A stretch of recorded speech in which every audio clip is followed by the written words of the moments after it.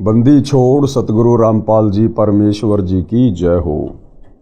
परम पिता परमात्मा सारी सृष्टि के रचनहार कुल मालिक असंख्य ब्रह्मांडों के स्वामी जगत गुरु तीनों लोकों में प्रवेश करके सबका धारण पोषण करने वाले राजाधिराज आत्माधार नाथों के नाथ देवों के देव महादेव सर्वेश्वर महेश्वर मृत्युंजय अजरो अमर आदि अनादि सनातनी प्रभु जगत पिता जगदीश्वर श्री श्री 1008 की उपाधि के वास्तविक अधिकारी अकाल मूर्त सौद स्वरूपी राम वासुदेव सर्वगतम ब्रह्म परम पूज्य प्रथम पूज्य परम संत परम पुरुष परम धनी परम दयालु सत्य कबीर हक्का कबीर अल्लाहु कबीर अल्लाहु अकबर बाखबर अल्लाह ताला जगत के तारणहार जगत के मुक्तिदाता जगत के जगन्नाथ हारे के सहारे हिंदुओं के राम मुसलमानों के अल्लाह सिखों के वायुगुरु ईसाइयों के मसीह दया के सागर दयानिधि करुणा के सागर करुणानिधि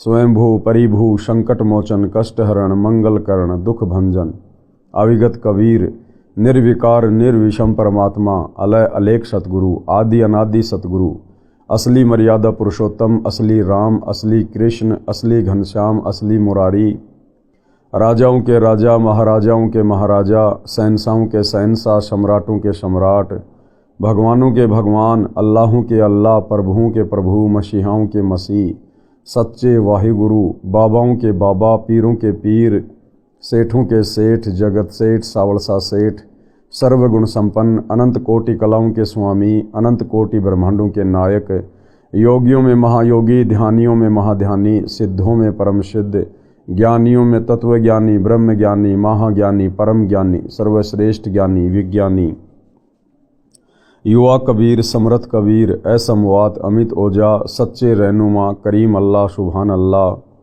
दुनिया के अंतिम पैगंबर 8 सितंबर 1951 से गांव धनाना जिला सोनीपत हरियाणा भारतवर्ष की पावन भूमि पे प्रकट रियल कल की भगवान श्री नारायण साकार हरि श्री बाबा साहेब नूर अनंत परमात्मा सच्चे दरवेश सच्चे बाखबर संत श्रोमणी सतगुरु रामपाल जी परमेश्वर जी के चरण कमल में साध संगति से जुड़े हुए देश विदेश से आप और हम सभी सत्सेवक भाई बहनों का अनंत कोटि दंडवत प्रणाम। सत्साई भाई और बहनों, बहुत बड़ी दया बहुत बड़ी मेहर पूज्य गुरुदेव भगवान की परमेश्वर रामपाल जी की जिनके शुभ आशीर्वाद से विशेष आशीर्वाद से उन्हीं के कर कमल से लिखित पवित्र पुस्तक हिंदू साहिबान नहीं समझे गीता वेद पुराण इस पवित्र पुस्तक के ऊपर वीडियो बनाने की श्रृंखला जारी है। इसी श्रृंखला में आज हमारा ये चौथे नंबर का वीडियो है। प्रत्येक वीडियो में पूज्य गुरुदेव भगवान के आशीर्वाद से हिंदू समाज से जुड़े हुए भाई बहनों को अध्यात्म के विषय में भक्ति मार्ग के विषय में बहुत कुछ जानने और समझने को मिल रहा है। तो भाई और बहनों, अब हम इस पवित्र पुस्तक पर आगे बढ़ते हैं। आज हम इसके दूसरे टॉपिक को लेंगे जिसका नाम है पवित्र हिंदू शास्त्र वर्सेज हिंदू। आज हमारा मुख्य विषय क्या है, यानी जो पवित्र हिंदू समाज है वो अपने पवित्र सदग्रंथों के अनुसार सतभक्ति कर रहा है या नहीं कर रहा है। हिंदू धर्म के पवित्र शास्त्र कौन कौन से हैं, उन पवित्र शास्त्रों में अध्यात्म के विषय में क्या लिखा हुआ है, भक्ति और भगवान के विषय में क्या दिशा निर्देश हैं, और हिंदू समाज उन शास्त्रों के अनुसार भक्ति कर रहा है या नहीं कर रहा है। हिंदू धर्म को सनातन धर्म तथा वैदिक धर्म भी कहा जाता है। पवित्र हिंदू धर्म के मुख्य शास्त्र। धर्मनिष्ठ हिंदू समाज की धार्मिक पुस्तक इस प्रकार है। पवित्र चारों वेद जिनके नाम हैं ऋग्वेद यजुर्वेद सामवेद तथा अथर्ववेद। पवित्र श्रीमद् भगवत गीता, 18 पुराण, महाभारत ग्रंथ, श्रीमद् भागवत सुधा सागर तथा 11 उपनिषद आदि आदि। हिंदुओं का मानना है कि इन सर्व पवित्र शास्त्रों में परमात्मा की जानकारी है, भक्ति की जानकारी है। ये सत्य ज्ञान युक्त हैं। इन्हीं को आधार मानकर अपने धार्मिक अनुष्ठान व भक्ति कर्म करता है। अधिक संख्या में हिंदुओं का निवास स्थान होने के कारण महान भारत देश का नाम हिंदुस्तान भी है। भारत में हिंदुओं की संख्या ज़्यादा होने के कारण इसे हिंदुस्तान कहा जाता है। पवित्र हिंदू यानी सनातन धर्म ग्रंथों की अच्छी बातें। अब हिंदू धर्म के जो मुख्य ग्रंथ हैं इनमें अध्यात्म के विषय में क्या क्या अच्छी अच्छी बातें हैं उसके ऊपर हम रोशनी डालेंगे। पवित्र गीता जी की अच्छी बातें, यानी पवित्र गीता जी में क्या क्या अच्छी बातें हैं।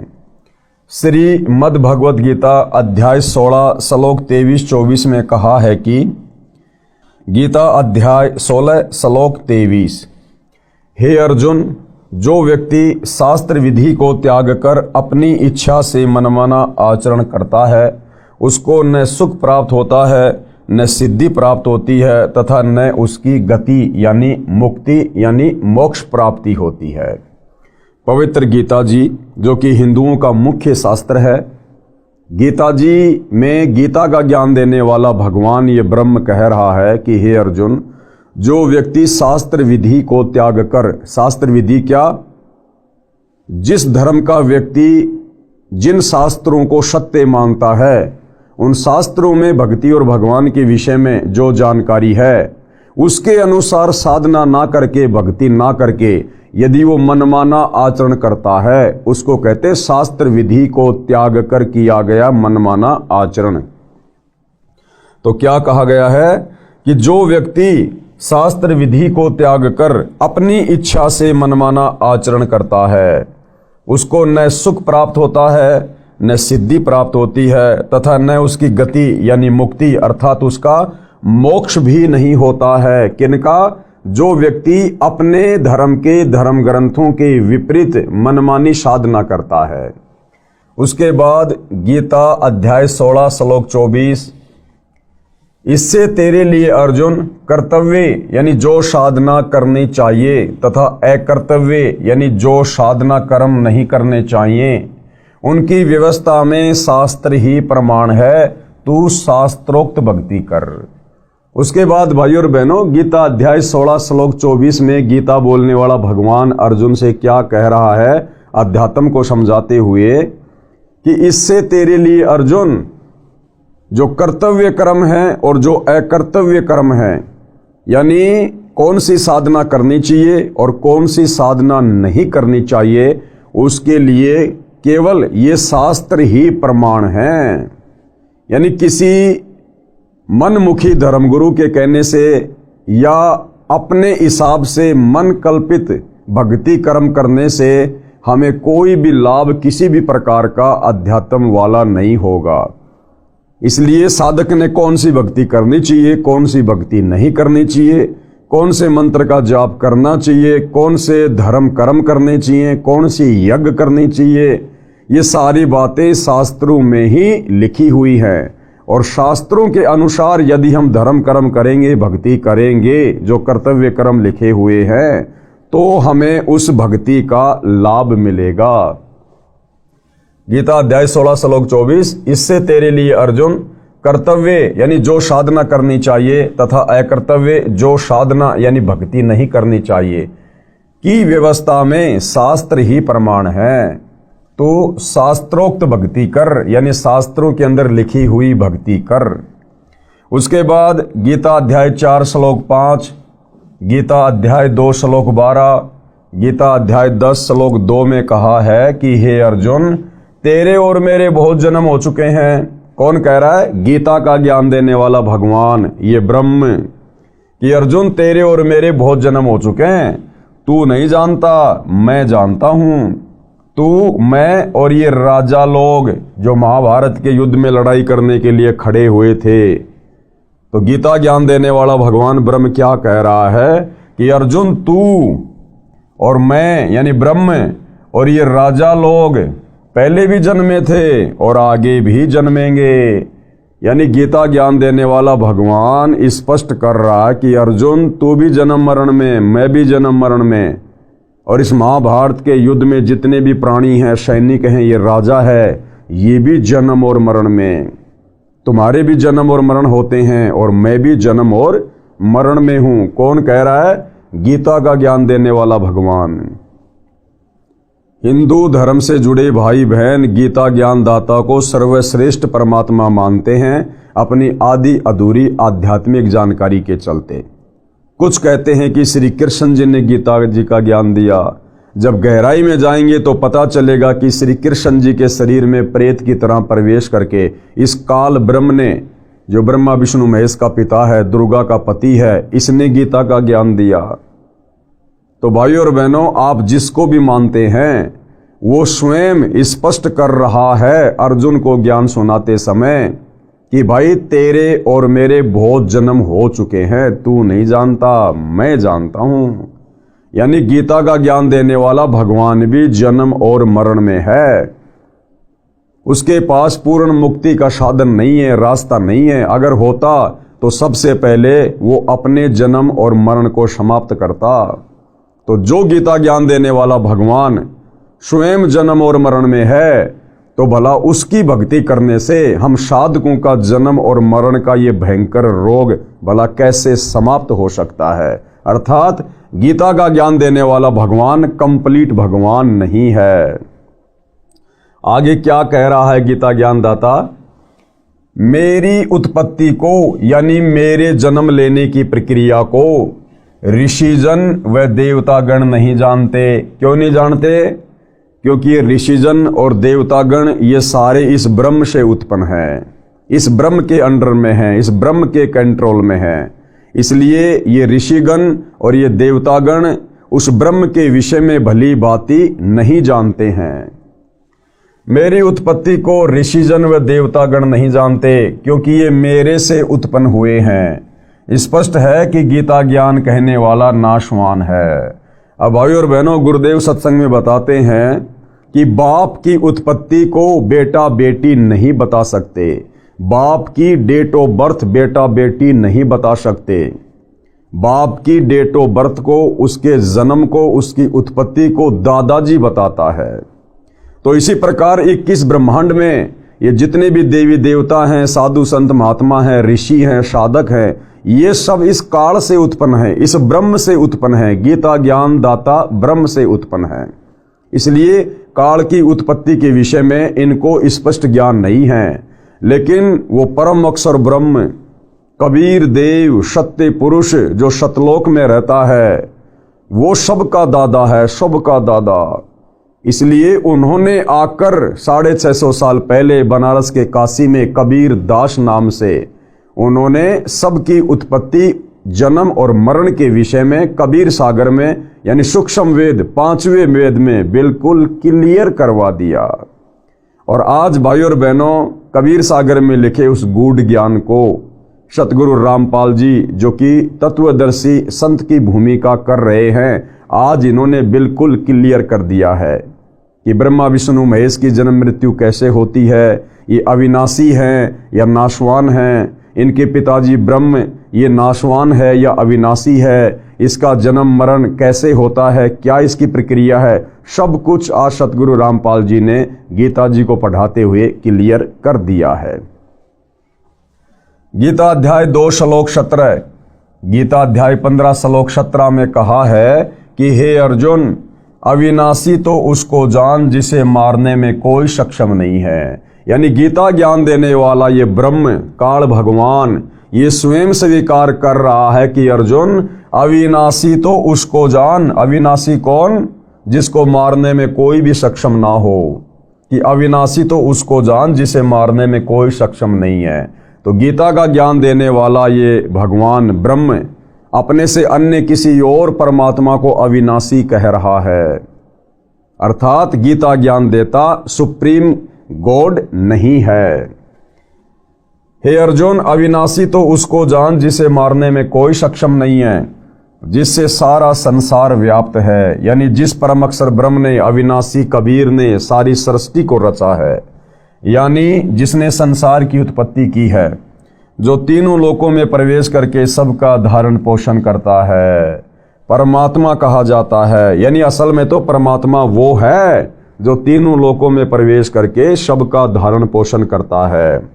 अविनाशी परमेश्वर है, वह उत्तम पुरुष है तू अन्य, यानी गीता अध्याय 15 श्लोक 17 में कहा गया है कि उत्तम पुरुष है तू अन्य परमात्मा इति उदाहरते, यानी उत्तम पुरुष सर्वश्रेष्ठ परमात्मा उसे इस कारण से कहा जाता है।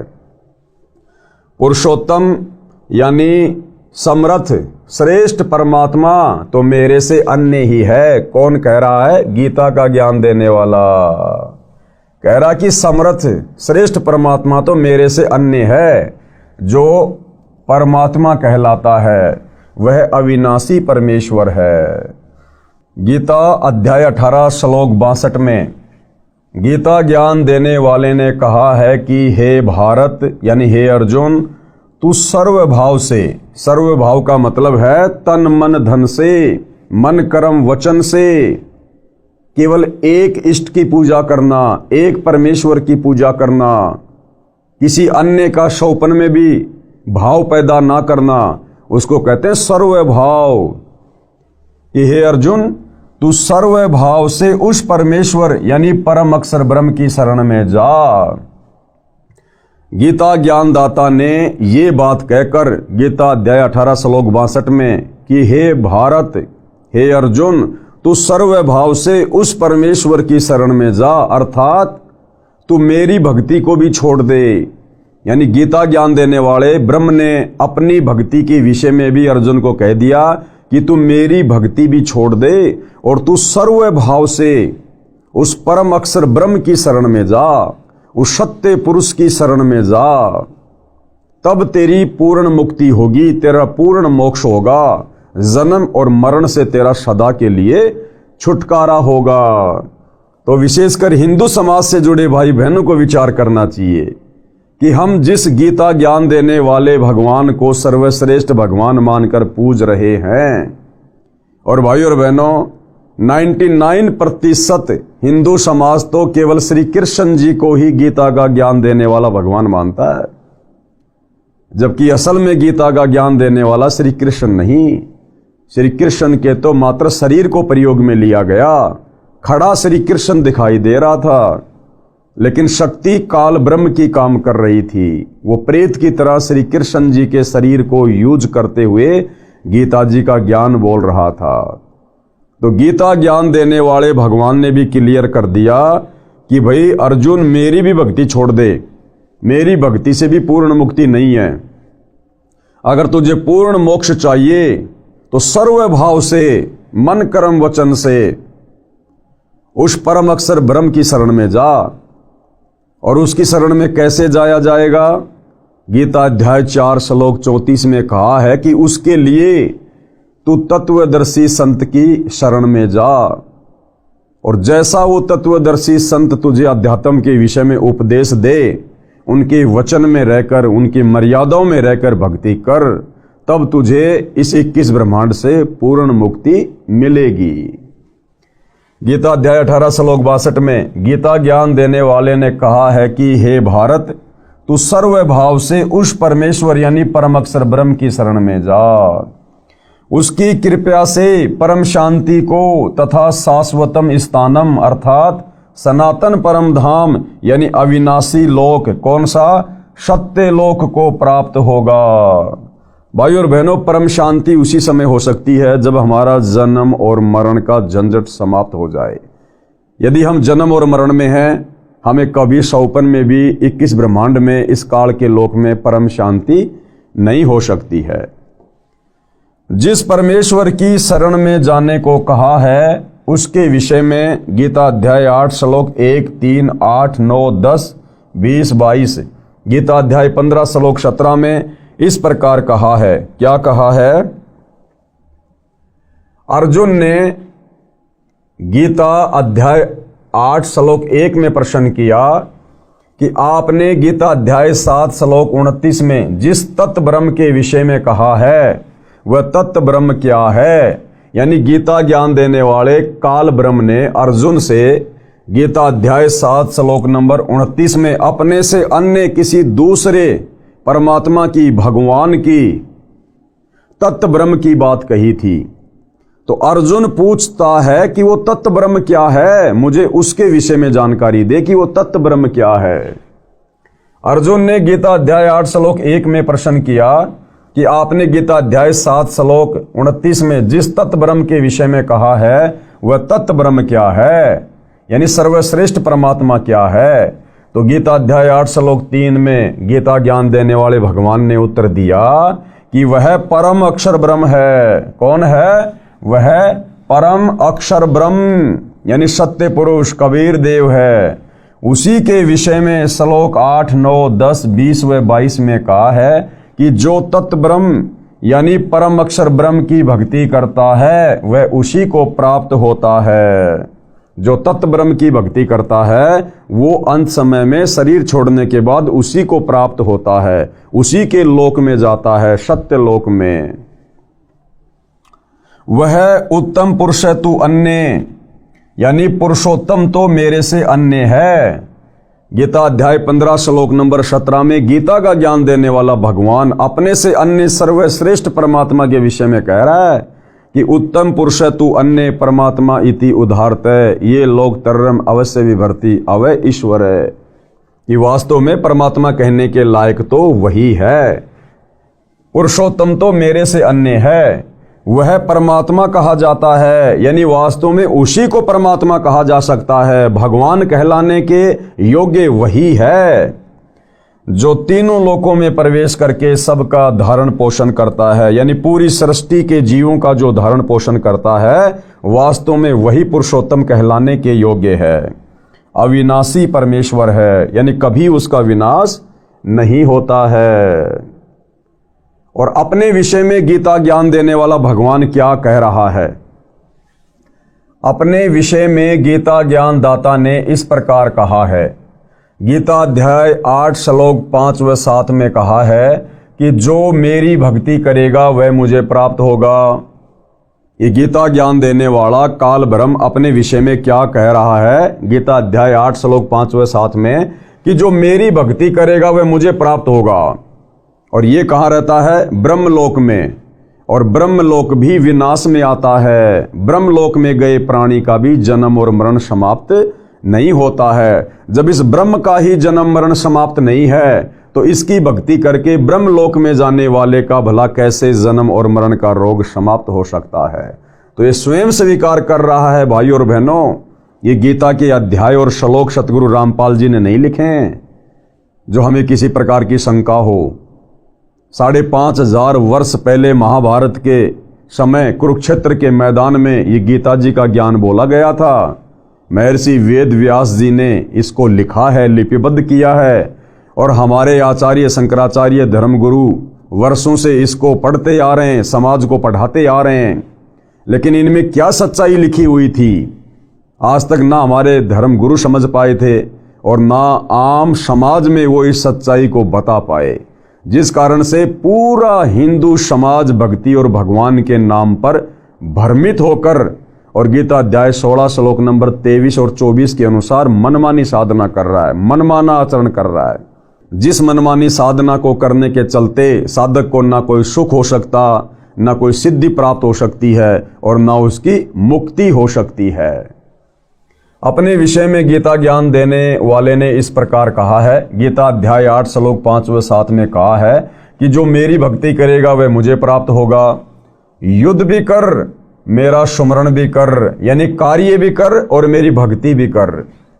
गीता ज्ञान देने वाले ने गीता अध्याय 2 श्लोक 12, गीता अध्याय 4 श्लोक 5, गीता अध्याय 10 श्लोक 2 में अपनी स्थिति बताई है कि तू, मैं और ये राजा लोग सब जन्म व मृत्यु को प्राप्त होते हैं। यानी उस उत्तम पुरुष के अलावा, उस पुरुषोत्तम के अलावा, उस तत्व ब्रह्म के अलावा, उस परम अक्षर ब्रह्म के अलावा, उस अविनाशी कबीर के अलावा इस सृष्टि में कोई भी अविनाशी नहीं है। सब जन्म और मरण में हैं।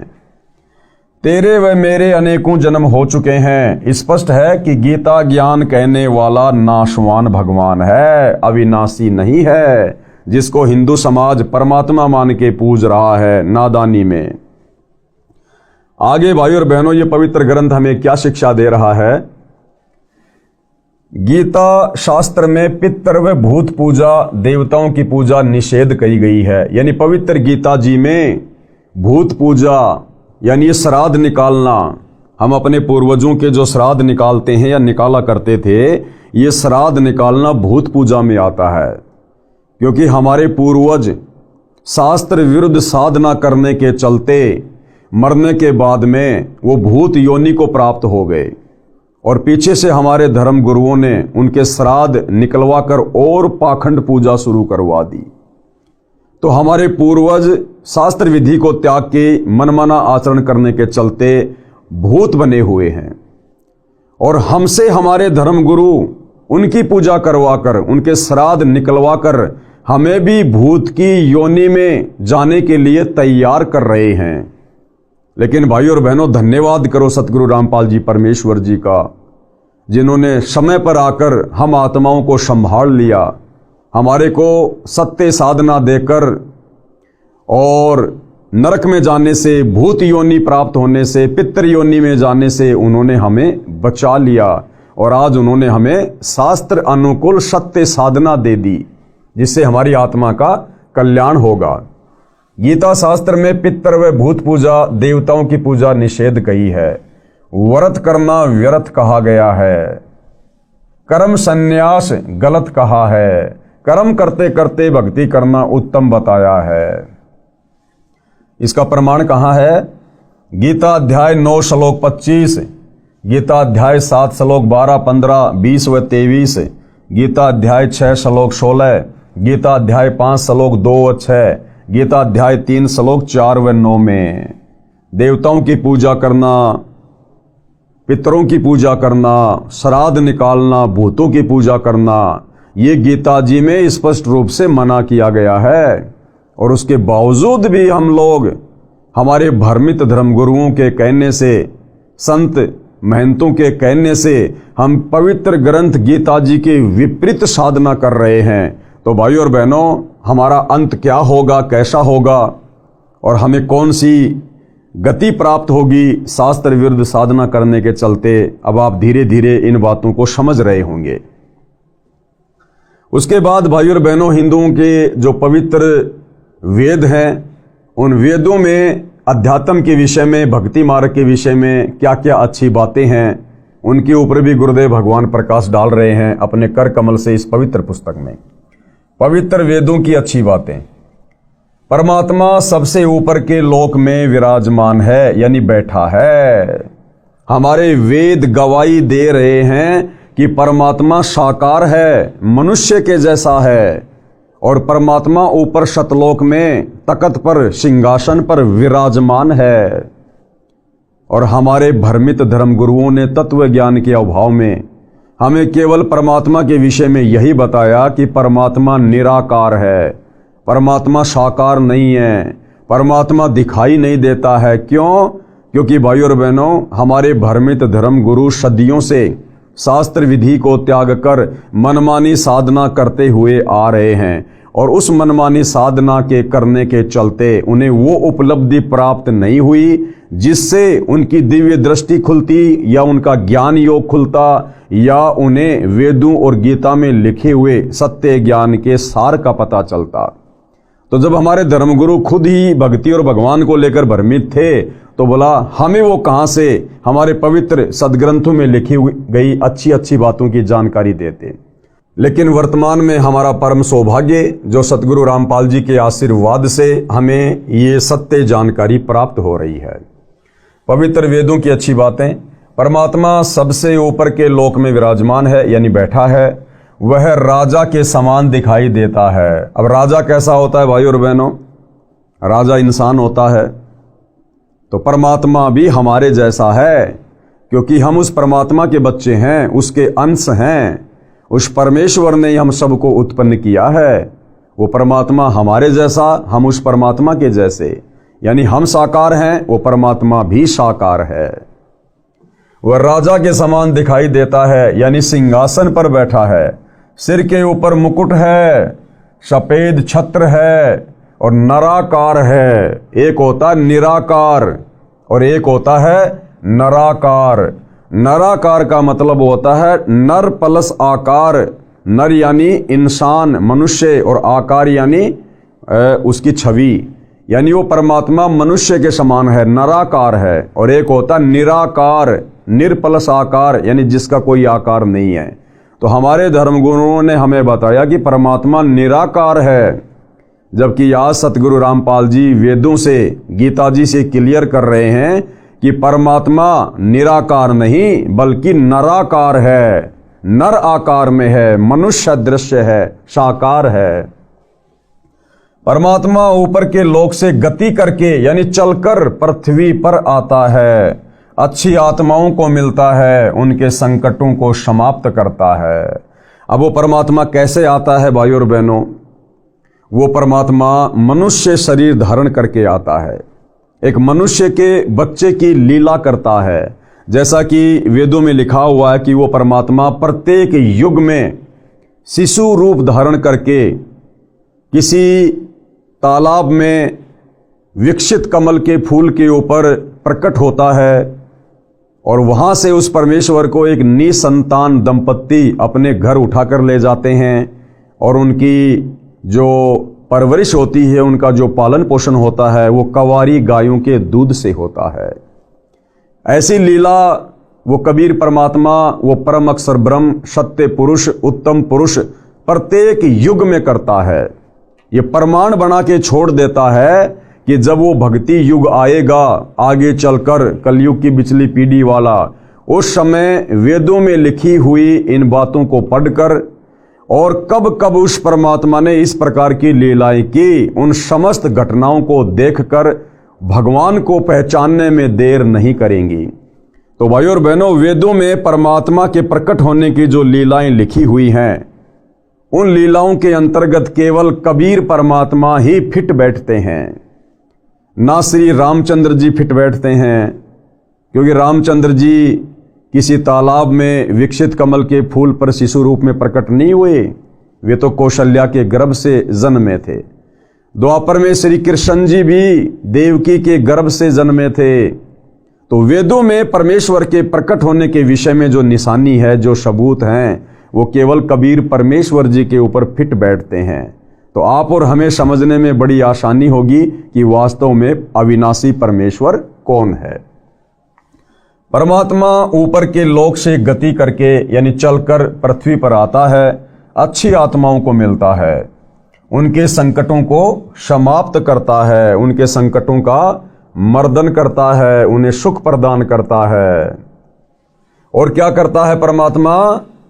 कवियों जैसा आचरण करता हुआ घूमता है। जैसे एक कवि होता है, वो कविता बना बना के, दोहे चौपाइयां बना बना के लोगों को जगाता है, इसी प्रकार वो कबीर परमात्मा एक कवि की भूमिका करता है, और शब्दों के माध्यम से, चौपाइयों के माध्यम से, दोहों के माध्यम से, श्लोकों के माध्यम से वो परमेश्वर अपने तत्व ज्ञान का प्रचार प्रसार घूम घूम के करता है। इसलिए उसे रमता राम भी कहा जाता है।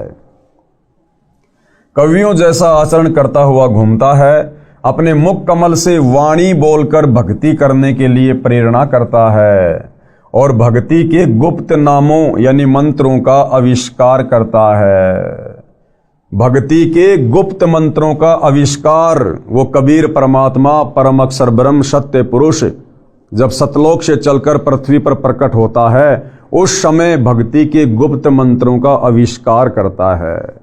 यानी भाइयों और बहनों, पूर्ण मोक्ष प्राप्ति के लिए भक्ति के वो गुप्त मंत्र ना वेदों में है, ना गीता जी में है, ना पुराणों में है, और ना अन्य धर्मों की पवित्र पुस्तकों में है।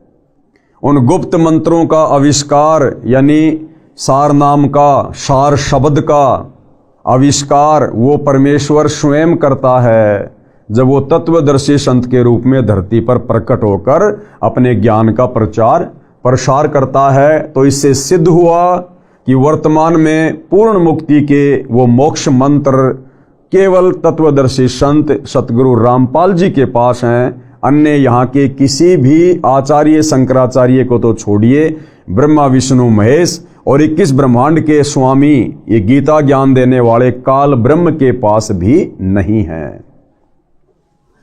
परमात्मा तत्व ज्ञान यानी संपूर्ण अध्यात्म ज्ञान को, कौन सा संपूर्ण अध्यात्म ज्ञान? जो संपूर्ण अध्यात्म ज्ञान चारों वेदों में, गीता जी में, 18 पुराणों में, मुसलमान भाइयों की तौरात, जबूर, इंजिल, कुरान मजीद, कुरान शरीफ, हदीसें, ईसाइयों की बाइबल, सिखों का गुरु ग्रंथ साहिब, इनमें भी नहीं है। उस तत्व ज्ञान को वो परमात्मा नीचे आकर अपने मुख कमल से वाणियों के माध्यम से बोलता है। परमात्मा तत्व ज्ञान यानी संपूर्ण अध्यात्म ज्ञान को काव्यना यानी कवित्व यानी दोहों, शब्दों, चौपाइयों के रूप में बोलता है। जैसे 650 साल पहले कबीर परमात्मा हाथ में एक तारा लेकर कहीं किसी भी चौराहे पर खड़े होकर ये अध्यात्म ज्ञान, ये तत्व ज्ञान दोहों के माध्यम से, शब्दों के माध्यम से, चौपाइयों के माध्यम से बोलने लग जाया करते थे। इस कारण से प्रसिद्ध कवियों में से एक कवि की उपाधि भी प्राप्त करता है। अब भाइयों और बहनों, बहुत कवि हुए हैं। तुलसीदास जी भी एक कवि थे, कालिदास जी भी एक कवि थे, सूरदास जी भी एक कवि थे, बहुत सारे कवि हुए हैं। लेकिन किसी भी कवि का कोई शिष्य आपको सुनने और देखने को नहीं मिलेगा। केवल कबीर परमेश्वर ही वास्तव में रियल कवि की भूमिका निभाते हैं।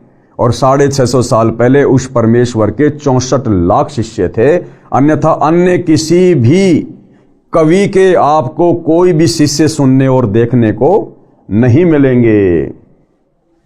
इस कारण से प्रसिद्ध कवियों में एक कवि की उपाधि भी प्राप्त करता है, यानी उसी कारण से परमात्मा कवि भी कहलाता है।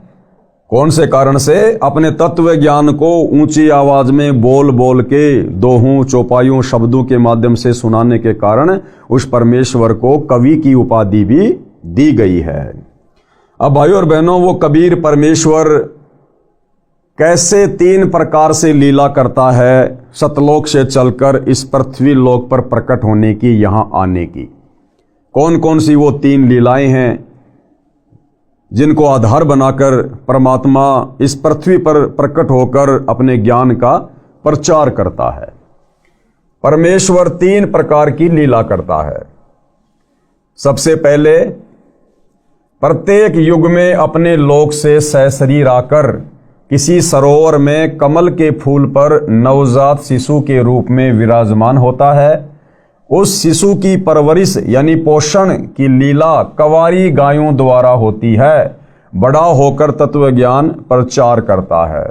तो पहले आपको बता दिया गया है कि ना राम, ना श्री कृष्ण, ना ब्रह्मा विष्णु महेश, ना अन्य अवतार वेदों में लिखी गई परमात्मा के प्रकट होने की लीला के अनुसार इनमें कोई भी फिट नहीं बैठता है। केवल कबीर परमेश्वर ही हैं जो चारों युगों में इस प्रकार की लीला करके प्रकट होते हैं। उसके बाद उस परमेश्वर की जो परवरिश की लीला होती है वो कवारी गायों के दूध से होती है, यानी कवारी गाय दूध देती है जिससे परमेश्वर की परवरिश की लीला होती है। अब रामचंद्र जी की परवरिश, श्री कृष्ण जी की परवरिश, अन्य अवतारों की परवरिश, ब्रह्मा विष्णु महेश की परवरिश कवारी गायों से नहीं हुई। उन्होंने तो अपनी माताओं का दूध पिया। माताओं का दूध जिस प्रकार से एक आम व्यक्ति माँ के गर्भ से जन्म लेकर और शिशु रूप में माँ का दूध पीता है, तो कवारी गायों से कबीर परमेश्वर की परवरिश होती है। ये वेदों में परमेश्वर की एक अन्य पहचान है। और फिर बड़ा होकर तत्व ज्ञान का प्रचार करता है। नंबर 2, दूसरी क्या विधि है, क्या पहचान है परमेश्वर की पृथ्वी पर प्रकट होने की? परमात्मा कभी भी किसी स्थान पर प्रकट होकर भक्तों को वेश बदल कर मिलता है, उनकी रक्षा करता है, भक्ति का सच्चा मार्ग बताता है। दूसरी विधि क्या है? वो परमात्मा किसी भी रूप में, किसी भी आयु में, कहीं भी प्रकट होकर संत रूप में, सामान्य व्यक्ति के रूप में, राजा के रूप में, वो परमात्मा किसी भी उम्र में और किसी भी शक्ल में प्रकट होकर अपने भक्तों की रक्षा करता है। या 10, 15, 20, 50 वर्ष कहीं आश्रम बनाकर वो परमेश्वर वहां रहकर लोगों को अपना तत्व ज्ञान सुनाता है। नंबर 3, तीसरी क्या विधि है परमात्मा के प्रकट होने की? वेश बदलकर किसी स्थान पर संत वेश में कुछ समय रहता है, वहां कुटिया या आश्रम बनाकर अच्छी आत्माओं को भक्ति की सच्ची विधि व तत्व ज्ञान सुनाता है। यह तीसरी विधि है परमपिता परमेश्वर कबीर साहिब के प्रकट होने की। उसके बाद भाई और बहनों, पूज्य गुरुदेव भगवान बता रहे हैं कि जो 18 पुराण हैं, उन पुराणों में भक्ति से संबंधित, अध्यात्म से संबंधित अच्छी अच्छी बातें क्या हैं। पुराणों की अच्छी बातें। सब तीर्थों में श्रेष्ठ तीर्थ चित्त शुद्धि तीर्थ है। ये चित्त शुद्धि तीर्थ क्या है? यानी जो हमारे मन के मैल को समाप्त कर दे, वो तीर्थ जो हमारे मन के मैल को समाप्त कर दे, आत्मा के विकारों को हटा दे और हमें एक नेक इंसान बना दे, उसको कहते हैं चित्त शुद्धि तीर्थ। और भाइयों और बहनों, ये चित्त शुद्धि का कार्य केवल परम संत, तत्वदर्शी संत के सत्संग रूपी तीर्थ में डुबकी लगाने से ही सफल हो सकता है। यानी तत्वदर्शी संत के सत्संग सुनने से हमारा चित्त शुद्ध होगा, हमारा मन शुद्ध होगा, आत्मा पर जो मैल जमा हुआ है युगों युगों से पाप कर्मों का, वो हटेगा। तो सबसे बड़ा जो चित्त शुद्धि तीर्थ है वो परम संत के सत्संग हैं। सब तीर्थों में श्रेष्ठ तीर्थ चित्त शुद्धि तीर्थ है। उदाहरण दिया है कि तीर्थों के जल में स्नान करने से शरीर का मैल तो धुल जाता है, परंतु मन का मैल नहीं धुलता। जैसे बहुत सारे हिंदू भाई बहनों की एक गलत धारणा है कि यदि हम गंगा जी में जाकर स्नान कर लेंगे तो हमारे पाप कर्म कट जाएंगे। तो गुरुदेव भगवान क्लियर कर रहे हैं कि नादानो, किसी भी तीर्थ के जल में नहाने से या गंगा जी के जल में नहाने से शरीर का मैल तो कट सकता है, लेकिन आत्मा का मैल नहीं कटेगा, पाप कर्म नहीं कट सकते। और एक छोटा सा उदाहरण भाइयों और बहनों समझने के लिए पर्याप्त है। आप और हमारे मैल तो, आप और हमारे पाप कर्म भला क्या कटेंगे गंगा जी में जाकर नहाने से। गंगा पुत्र का नाम तो आपने सुना होगा, विषम पितामह, गंगा पुत्र। अरे गंगा तो उसकी मां थी, उसके बावजूद भी विषम पितामह के पाप नहीं कटे, जिस कारण से महाभारत के युद्ध में किस प्रकार दर्दनाक तरीके से उसकी मृत्यु हुई। महीनों तक उसे तीरों की सैया पर लेटकर रहना पड़ा, तड़प तड़प कर उसकी मृत्यु हो गई। वो गंगा अपने खुद के सगे पुत्र विषम पितामह के पाप नहीं काट पाई। भाइयों और बहनों, आप और हम नादान प्राणी उस गंगा के लगते क्या हैं जो वहां डुबकी लगाने से हमारे पाप कट जाएंगे। ये पाप तो सतगुरु रामपाल जी के यानी तत्वदर्शी संत के सत्संगों में डुबकी लगाने से कटेंगे, उनकी शरण में आने से कटेंगे। तीर्थों के जल में स्नान करने से शरीर का मैल तो धुल जाता है, परंतु मन का मैल नहीं धुलता। उसके लिए क्या करना पड़ेगा? तत्वदर्शी संत का सत्संग सुनना चाहिए। सत्संग चित्त शुद्धि करता है, यह चित्त शुद्धि तीर्थ कहा जाता है। यानी सबसे बड़ा चित्त शुद्धि तीर्थ क्या है? परम संत के सत्संग। गीता अध्याय 4 श्लोक 32 तथा 34 में भी इसी कथन का समर्थन है। क्या कहा गया है? एक कथा है जिसके माध्यम से गुरुदेव भगवान हमें समझा रहे हैं। एक समय ऋषि वशिष्ठ जी तथा ऋषि विश्वामित्र जी गंगा दरिया के किनारे आश्रमों में रहा करते थे। गंगा तीर्थ के जल में प्रतिदिन स्नान करते थे, उसी गंगा जल को पीते थे। एक बार किसी बात पर दोनों का झगड़ा हो गया, मनमुटाव हो गया। दोनों ने शस्त्र निकाल लिए। भाइयों और बहनों, ऋषि वशिष्ठ जी जो त्रेता युग में श्री रामचंद्र जी के गुरु थे, वशिष्ठ जी, और विश्वामित्र जी जो एक नंबर के तपस्वी थे, वो दोनों गंगा जी के किनारे रहा करते थे, कुटिया में अपनी भक्ति साधना किया करते थे। और आप और हम तो साल 2 साल में गंगा जी जाते हैं। जब कभी कभार हमारे घर का कोई व्यक्ति मर जाता है तो हम गंगा जाते हैं, उस बहाने हम एक आधी डुबकी वहां लगा लेते हैं। जबकि विश्वामित्र जी और वशिष्ठ जी तो रोजाना प्रतिदिन दिन में 2-2 बार स्नान किया करते थे गंगा जी में। अब उनका चित्त शुद्ध हुआ कि नहीं हुआ, वो देखिए। एक बार किसी बात पर दोनों का झगड़ा हो गया, दोनों ने शस्त्र निकाल लिए, यानी हथियार निकाल लिए, दोनों ने एक दूसरे को मारने को तैयार हो गए। उनका बीच बचाव करवाकर युद्ध समाप्त करवाया। अब बताओ, उस गंगा जी के स्नान ने वशिष्ठ और विश्वामित्र जैसे ऋषियों का भी चित्त शुद्ध नहीं किया। अगर उनका चित्त शुद्ध हो गया होता तो जिस व्यक्ति का चित्त शुद्ध हो जाता है, जिसकी आत्मा निर्मल हो जाती है, जिसको तत्व ज्ञान हो जाता है, वो व्यक्ति कभी जीवन में शस्त्र नहीं उठा सकता। वो व्यक्ति कभी किसी को मारने मरने के लिए हथियार नहीं उठा सकता। और दोनों इतने बड़े महर्षि, और उसके बावजूद भी उन्होंने हथियार उठा लिए, एक दूसरे को मरने मारने को तैयार हो गए। तो कहां से उनका चित्त शुद्ध हुआ होगा? तो गुरुदेव भगवान हमें यह समझाना चाहते हैं कि नादानों, मात्र गंगा जी में नहाने से चित्त शुद्ध नहीं होता, पाप नहीं कटते। ये पाप कटेंगे परम संत की शरण में आकर शास्त्र अनुकूल शत भक्ति करने से, यथार्थ धर्म कर्म करने से, गुरु आज्ञा गुरु वचन में रहकर शत भक्ति करने से। एक बार किसी बात पर दोनों का कलेश हो गया, दोनों ने शस्त्र निकाल लिए, एक दूसरे को मारने को तैयार हो गए। उनका बीच बचाव करवाकर युद्ध समाप्त करवाया। अब भाइयों और बहनों, आप और हम सतगुरु रामपाल जी परमेश्वर जी के यथार्थ 13वें कबीर पंथ से जुड़े हुए कबीर पंथियों को भी शिक्षा लेनी चाहिए।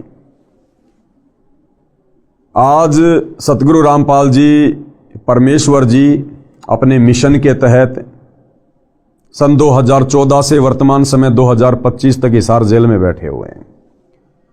और परमेश्वर जी ने सन 1994 से अपने यथार्थ 13वें कबीर पंथ की शुरुआत की, हम आत्माओं का चित्त शुद्ध करने के लिए, हमारे पाप कर्मों को काटने के लिए। हमने उनकी शरण ग्रहण की, हम उनके भगत कहलाते हैं।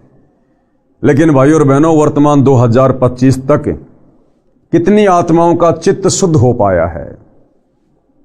आज आप देख रहे हैं सतगुरु रामपाल जी परमेश्वर जी की संगत में 2 पार्ट हैं।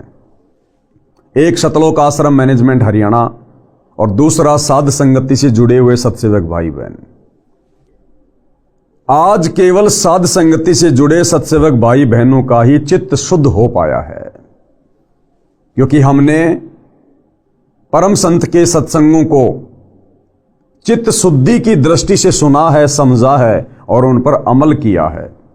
तो गुरु ने हमारे ऊपर आशीर्वाद बख्शा, गुरु हमारे ऊपर प्रसन्न हुए, उन्होंने अपना आशीर्वाद दिया, अपनी दया बख्शी, तो आज हमारा चित्त शुद्ध हुआ। लेकिन दूसरी तरफ सतलोक आश्रमों से जुड़े हुए भाई बहन, पूज्य गुरुदेव जी का कलयुगी परिवार, ये परमेश्वर के चित्त शुद्धि सत्संग में डुबकी लगाने के बावजूद भी उनको ना पहचान कर, अपने जैसा मानुष मानकर, उनमें तरह तरह के दोष देखकर आज भी ये आत्माएं उस चित्त शुद्धिकरण से कोसों दूर है। और किस प्रकार से सतलोक आश्रमों से जुड़े भाई बहन, गुरुदेव का कलयुगी परिवार बात बात पर साध संगति से जुड़े भगत भाई बहनों के साथ में झगड़ा करता है, घरों में घुसकर हथियार उठाकर उन्हें मारता है। तो भाई और बहनों, ये चित्त शुद्धिकरण सतगुरु रामपाल जी परमेश्वर जी के मार्ग में, उनके पंथ में केवल साध संगति से जुड़ी हुई आत्माओं का ही हो पाया है। सूक्ष्म वेद में कहा है कि कबीर गंगा काठे घर करे, गंगा काठे यानी गंगा के किनारे चाहे घर बना लो और पीवे निर्मल नीर, और चाहे सुबह शाम रोजाना गंगा जी का पानी पियो, और मुक्ति नहीं सतनाम बिन कहे सच कबीर। भाई चाहे गंगा जी के किनारे महल बना लो, झोपड़ी डाल लो और रोजाना गंगा जी का निर्मल जल पियो, अगर आपने सच्चे सतगुरु तत्वदर्शी संत से वो 2 अक्षर का शतनाम शत भक्ति मंत्र प्राप्त नहीं किया और उस तत्वदर्शी संत के बताए अनुसार मर्यादा में रहकर साधना नहीं की, तो कबीर परमात्मा कहते हैं कि चाहे तू 1,00,000 जन्म गंगा जी का जल पीते रहना और गंगा जी के किनारे जाके बस जाना, तेरी मुक्ति नहीं हो सकती। गरीब गंगा काठे घर करे पीवे निर्मल नीर, और मुक्ति नहीं सतनाम बिन कहे सत्य कबीर। कबीर तीर्थ कर कर जगमुआ, ये तीर्थों पे जा जाके दुनिया मर गई, भूत बन गई, नरक में जा गिरी। तीर्थ कर कर जगमुआ, उड़े पानी नहाए, उन तीर्थों के पानी में नहा नहा के। और सत्य नाम जपा नहीं, काल घसीटे जाए। बिना सत्य नाम के जाप के अंत में उन तीर्थों पर जाकर स्नान करने वालों को भी काल ही घसीटता है, लक 84 में डालता है, नरक में डालता है।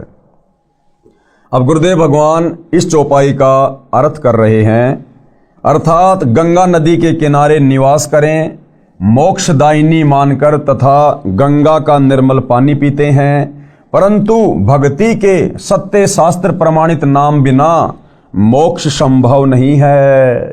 शास्त्रों में भक्ति का जो सत मंत्र है, उसके सुमरण किए बिना, उसके जाप किए बिना सच्चे सतगुरु से लेकर भाई मुक्ति संभव नहीं है, व्यर्थ प्रयत्न है।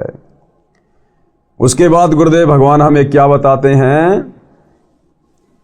कबीर परमेश्वर जी आगे बताते हैं कि भ्रमित ज्ञान के आधार से, कौन से ज्ञान के आधार से? भ्रमित ज्ञान के आधार से संसार के व्यक्ति तीर्थों पर जाते हैं, आजीवन ये साधना करते हैं, जब मृत्यु हो जाती है तो उनको राहत उस साधना से नहीं मिलती।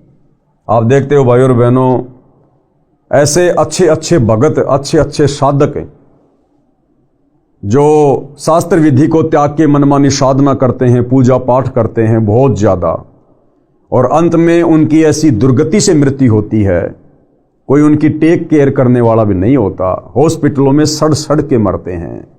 तो गुरुदेव भगवान कह रहे हैं कि सतनाम के जाप बिना और सच्चे सतगुरु की शरण में आकर भक्ति किए बिना भैया आप चाहे कितने भी यत्न और प्रयत्न कर लेना, मुक्ति नहीं है, दुर्गति पीछा नहीं छोड़ सकती। आजीवन ये साधना करते हैं, जब मृत्यु हो जाती है तो उनको राहत उस साधना से नहीं मिलती। काल के दूत उनको बलपूर्वक यानी जबरदस्ती घसीट कर खींच कर ले जाते हैं और दंडित करते हैं। कर्म कांड करना, पितर पूजा, श्राद्ध निकालना, भूत पूजा, मूर्ति पूजा वेद विरुद्ध है। ये जितनी भी साधनाएं हैं भाई और बहनों, ये कर्म कांड, कौन से कर्म कांड? ये पितर पूजना, श्राद्ध निकालना, भूत पूजा, मूर्ति पूजा, चौराहे की पूजा, पेड़ पौधों की पूजा, मूर्ति पूजा, ये सब वेद विरुद्ध है, यानी शास्त्रों के विरुद्ध है, और अज्ञानतावश समाज इसे कर रहा है। क्योंकि हमारे धर्मगुरु नादान थे, उन्हें केवल संस्कृत भाषा का ज्ञान था, और ये जितने भी धर्म ग्रंथ थे ये संस्कृत भाषा में होने के कारण इन्होंने इनको अच्छे से इनको पढ़ अवश्य लिया, इनको घोट अवश्य लिया, याद अवश्य कर लिया, परंतु संस्कृत में लिपिबद्ध हमारे धर्मशास्त्र अध्यात्म के विषय में संकेत क्या कर रहे हैं, इस बात से हमारे धर्म गुरु अनभिज्ञ थे, बेखबर थे, अनजान थे। तो अज्ञानतावश हम लोगों ने उन धर्म गुरुओं को प्रकांड ज्ञाता मानकर और उनके द्वारा बताई गई साधना हम करते रहे, जिस कारण से हमारे पूर्वजों की भी मुक्ति नहीं हुई, और आज वही धर्म गुरु उन भूत बने हुए पूर्वजों के हमसे श्राद्ध निकलवा रहे हैं। तो ये जितने भी ये कर्मकांड हैं ये भक्ति मार्ग में बाधक हैं। कर्मकांड करना, पितर पूजा, श्राद्ध निकालना, भूत पूजा, मूर्ति पूजा वेद विरुद्ध है, अज्ञानवश करते हैं, यानी अभी हमें तत्व ज्ञान नहीं है। आगे पूज्य गुरुदेव भगवान हमें एक उदाहरण देकर समझा रहे हैं। प्रमाण मार्कंडे पुराण में रोचे ऋषि की उत्पत्ति कथा अध्याय में है। ये सब अच्छी बातें आप जी इसी पुस्तक में पढ़ेंगे जो प्रमाणों सहित लिखी है, ग्रंथों यानी शास्त्रों की फोटोकॉपी लगाकर स्पष्ट किया है। यानी हम भाई बहनों का अज्ञान समाप्त करने के लिए जब हम आगे इस पुस्तक में पढ़ेंगे अध्यात्म के विषय में जानने के लिए, तो गुरुदेव भगवान हमें साथ साथ में हमारे ही धर्म ग्रंथों की, वेदों की, पुराणों की, गीता जी की साथ में फोटोकॉपी लगा लगा कर समझाएंगे, ताकि किसी भी प्रकार की शंका हमारे मन में ना रह जाए। पवित्र हिंदू धर्म की धार्मिक क्रियाएं, वर्तमान में हिंदू धर्म में क्या क्या धार्मिक क्रियाएं प्रचलित हैं उसके विषय में गुरुदेव भगवान समझा रहे हैं। आदि शंकराचार्य जी का जन्म 508 वर्ष ईसा पूर्व हुआ। जो आदि शंकराचार्य जी थे, जिन्होंने हिंदू समाज को देवी देवताओं की पूजा पर, पाखंड पूजा पर आधारित कर दिया था, तो आदि शंकराचार्य जी का जन्म कब हुआ था? ईसा यानी ईसा मसीह के जन्म से 508 वर्ष पहले। आदि शंकराचार्य जी का जन्म 508 वर्ष ईसा पूर्व हुआ, यानी 2013 से गिने तो 2521 वर्ष पूर्व हुआ, क्योंकि यह पवित्र पुस्तक सतगुरु रामपाल जी ने 2013 में लिखी थी, सतलोक आश्रम बरवाला में। तो 2013 से यदि हम आदि शंकराचार्य जी के जन्म की काउंटिंग करें तो 2521 वर्ष पहले हुआ। उन्होंने जो भक्ति मार्ग बताया है उसका अनुसरण पवित्र हिंदू समाज वर्तमान में कर रहा है। यानी आदि शंकराचार्य जी के द्वारा जो देवी देवताओं की साधना बताई गई थी, जो कर्म कांड बताए गए थे, उसी को वर्तमान का हिंदू समाज फॉलो कर रहा है। श्री ब्रह्मा जी, श्री विष्णु जी तथा श्री शिव जी को आदरणीय भगवान मानते हैं। मूर्ति पूजा भी अवश्य करते हैं, जबकि वेदों में ना तो ब्रह्मा विष्णु महेश की पूजा का विधान है, ना गीता में है, ना मूर्ति पूजा का वेदों में कहीं कोई जिक्र है, ना गीता जी में है। पंचदेव पूजा का विधान है, जिसमें ये तीनों देवता भी हैं, इनकी पूजा करते हैं। ये भी मानते हैं कि श्री ब्रह्मा जी रजगुण है, श्री विष्णु जी सतगुण है तथा श्री शंकर जी तमगुण है। क्यों? क्योंकि ये सारी बातें हमारे पुराणों में लिखी हुई है कि श्री ब्रह्मा जी रजोगुण है, विष्णु जी सतोगुण है और श्री शंकर जी तमोगुण है।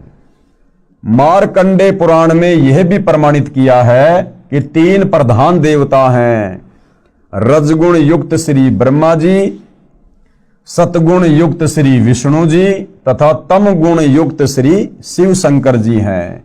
ये ही तीन देवता हैं और ये ही तीन गुण हैं, क्योंकि ये तीनों देवता एक के गुण से युक्त हैं। हिंदू समाज का मानना है कि इन तीनों देवताओं के कोई माता पिता नहीं है।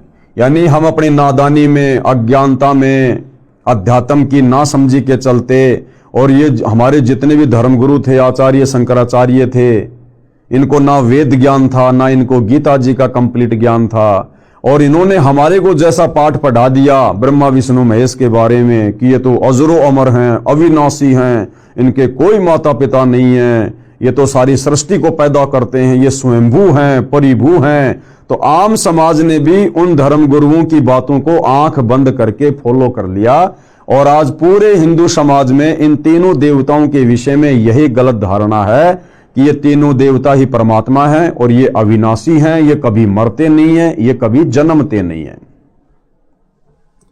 और ये भी मानते हैं कि ये कभी मरते नहीं हैं, इनका जन्म भी नहीं हुआ है, ये स्वयंभू हैं। स्वयंभू यानी स्वयं उत्पन्न होने वाला।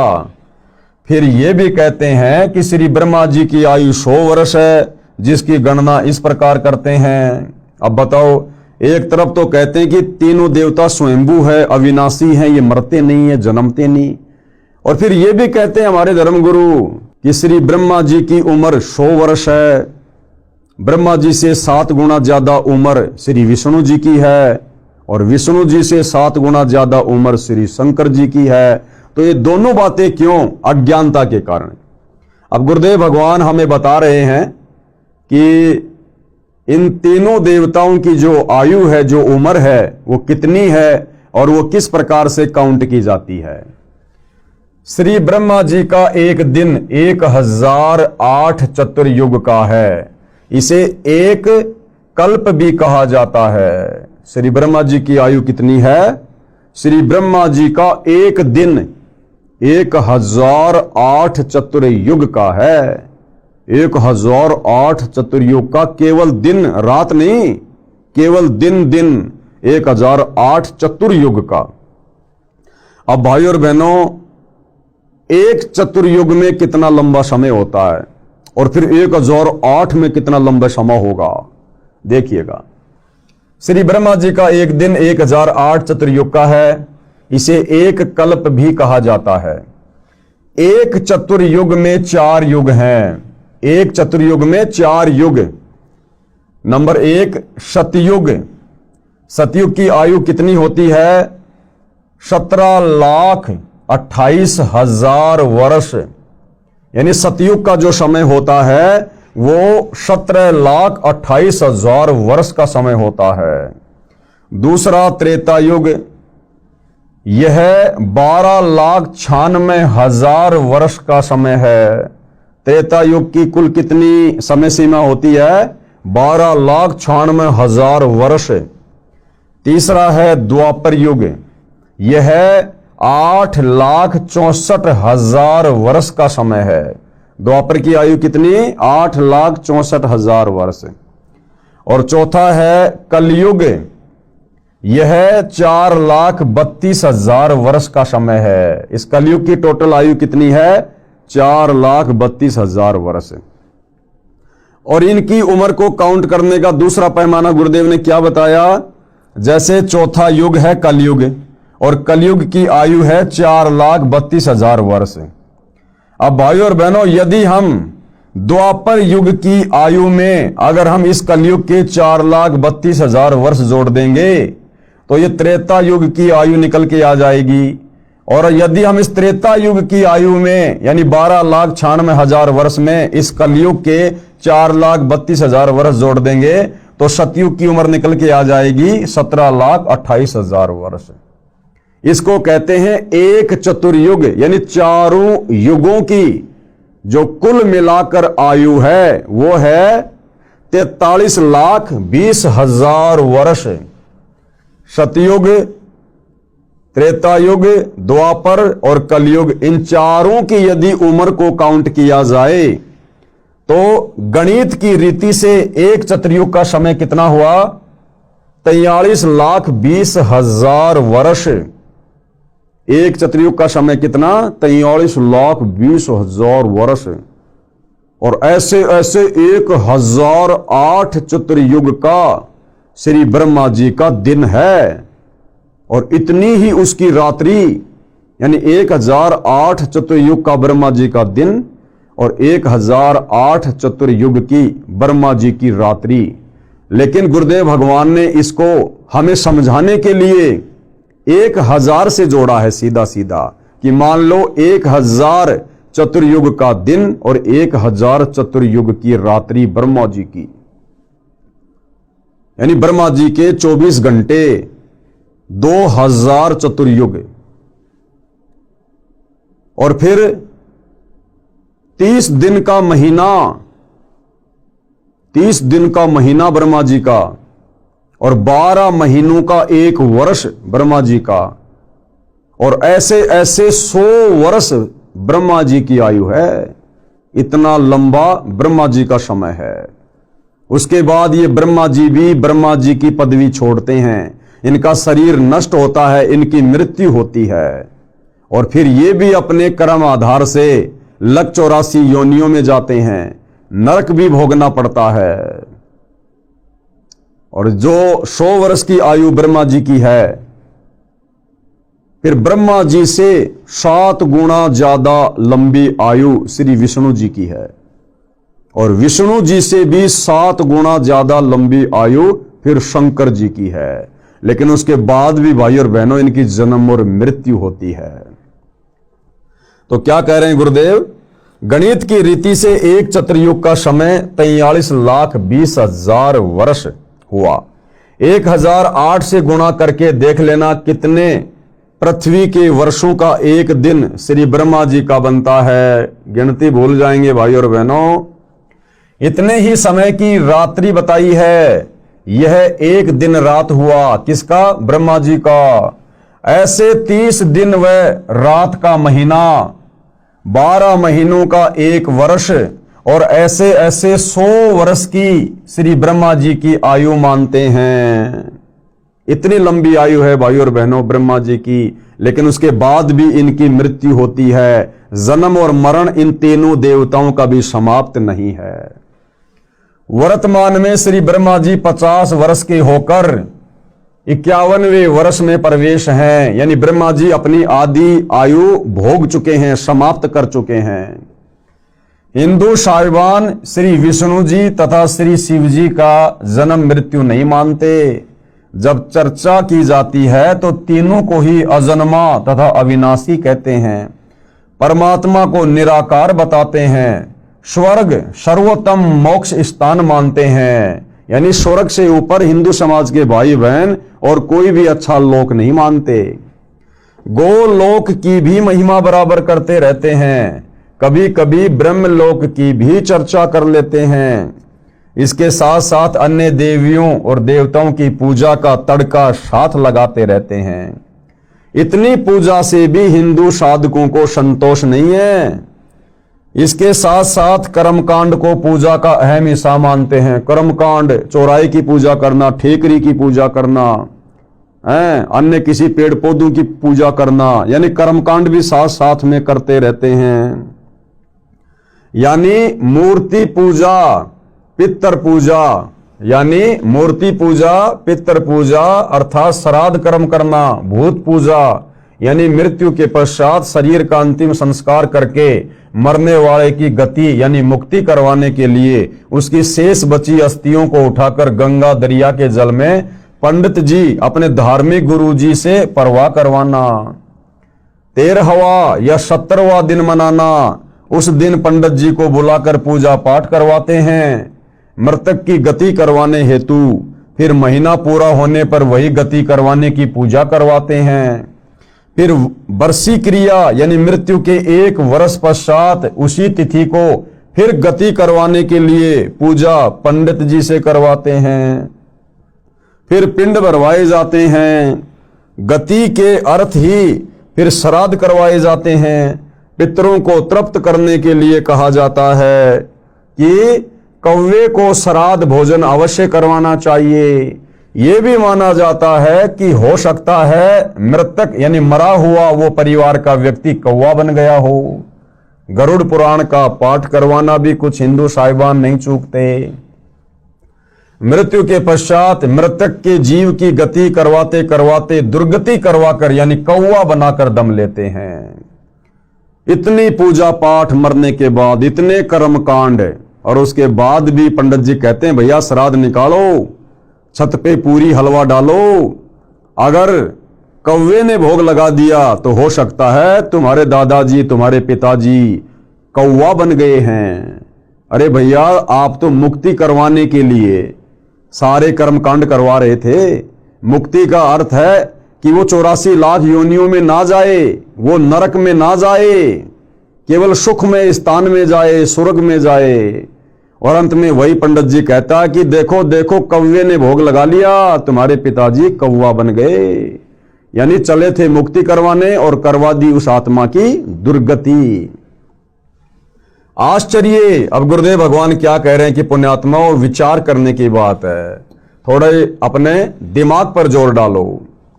शिक्षित हिंदू श्रद्धालु प्रतिदिन श्रीमद् भगवद गीता का पाठ करते हैं। पुराणों को पढ़ना भी हिंदू समाज की पूजा का अहम हिस्सा है। रामायण ग्रंथ व महाभारत ग्रंथ का पढ़ना सुनना मुख्य धर्म कर्म है, परंतु हिंदू श्रद्धालुओं को इन ग्रंथों का यथारूप में ज्ञान बिल्कुल भी नहीं है। यही कारण है कि ढेर सारी पूजा करके भी प्यासे ही हैं, मोक्ष नहीं है। शास्त्र विधि को त्याग के मनमानी साधना में पूरा हिंदू समाज लगा हुआ है। मंदिरों में पूजा हेतु जाना महत्वपूर्ण माना जाता है।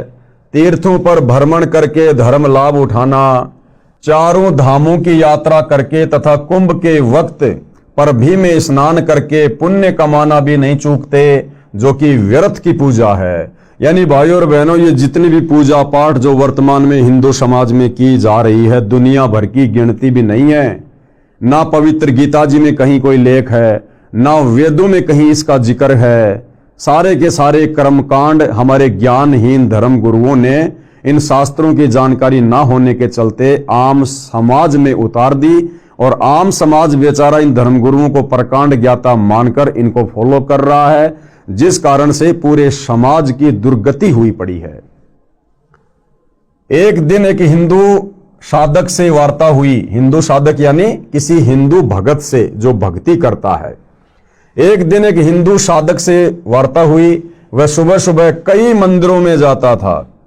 उसने ज्ञान चर्चा के दौरान बताया कि आज छुट्टी है, रविवार है। आज 4 मंदिर में गया, शमशान घाट वाले में भी गया। वे चारों शिवजी के मंदिर हैं। मैंने उससे प्रश्न किया। किसने? पूज्य गुरुदेव सतगुरु रामपाल जी कह रहे हैं कि फिर मैंने उससे सवाल किया। यानी वो जो भगत था वो कह रहा था कि आज रविवार था, छुट्टी थी, और आज मैं 4 मंदिरों में जाके आया हूं। शमशान घाट में जो मंदिर है ना, वहां भी जाके आया हूं, और अन्य जगह शिव जी के 3 मंदिर और थे, मैं वहां भी जाके आया हूं। तो गुरुदेव भगवान ने उससे सवाल किया कि हे भगत, आपको प्यास लगी हो, आपको शीतल मीठे जल की 3-4 टूटी इकट्ठी लगी मिल जाए, आप एक टूटी को खोलकर जल पियोगे, प्यास बुझ जाएगी। प्यास बुझाने के पश्चात क्या आप 2 फुट पर लगी दूसरी टूटी से भी जल पियोगे? तो गुरुदेव भगवान ने उससे क्या सवाल किया कि भगत जी एक बात बता, आपको भयंकर प्यास लगी है और सामने आपने देखा कि किसी टंकी के 3-4 टूटियां लगी हुई हैं, नल लगे हुए हैं। आपने सबसे पहले वाले नल को खोल के देखा, उसमें बड़ा मीठा शीतल जल है। आपने पानी पी लिया क्योंकि आपको प्यास लग रही थी, आपकी प्यास बुझ गई।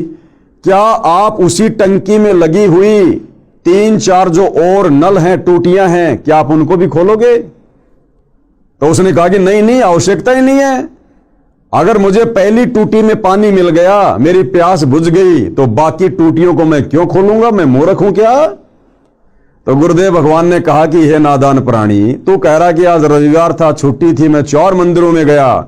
अगर तेरे को पहले मंदिर में भगवान मिल जाता, तुझे शांति मिल जाती, तो फिर बाकी 3 मंदिरों में धक्के खाने की क्या आवश्यकता थी?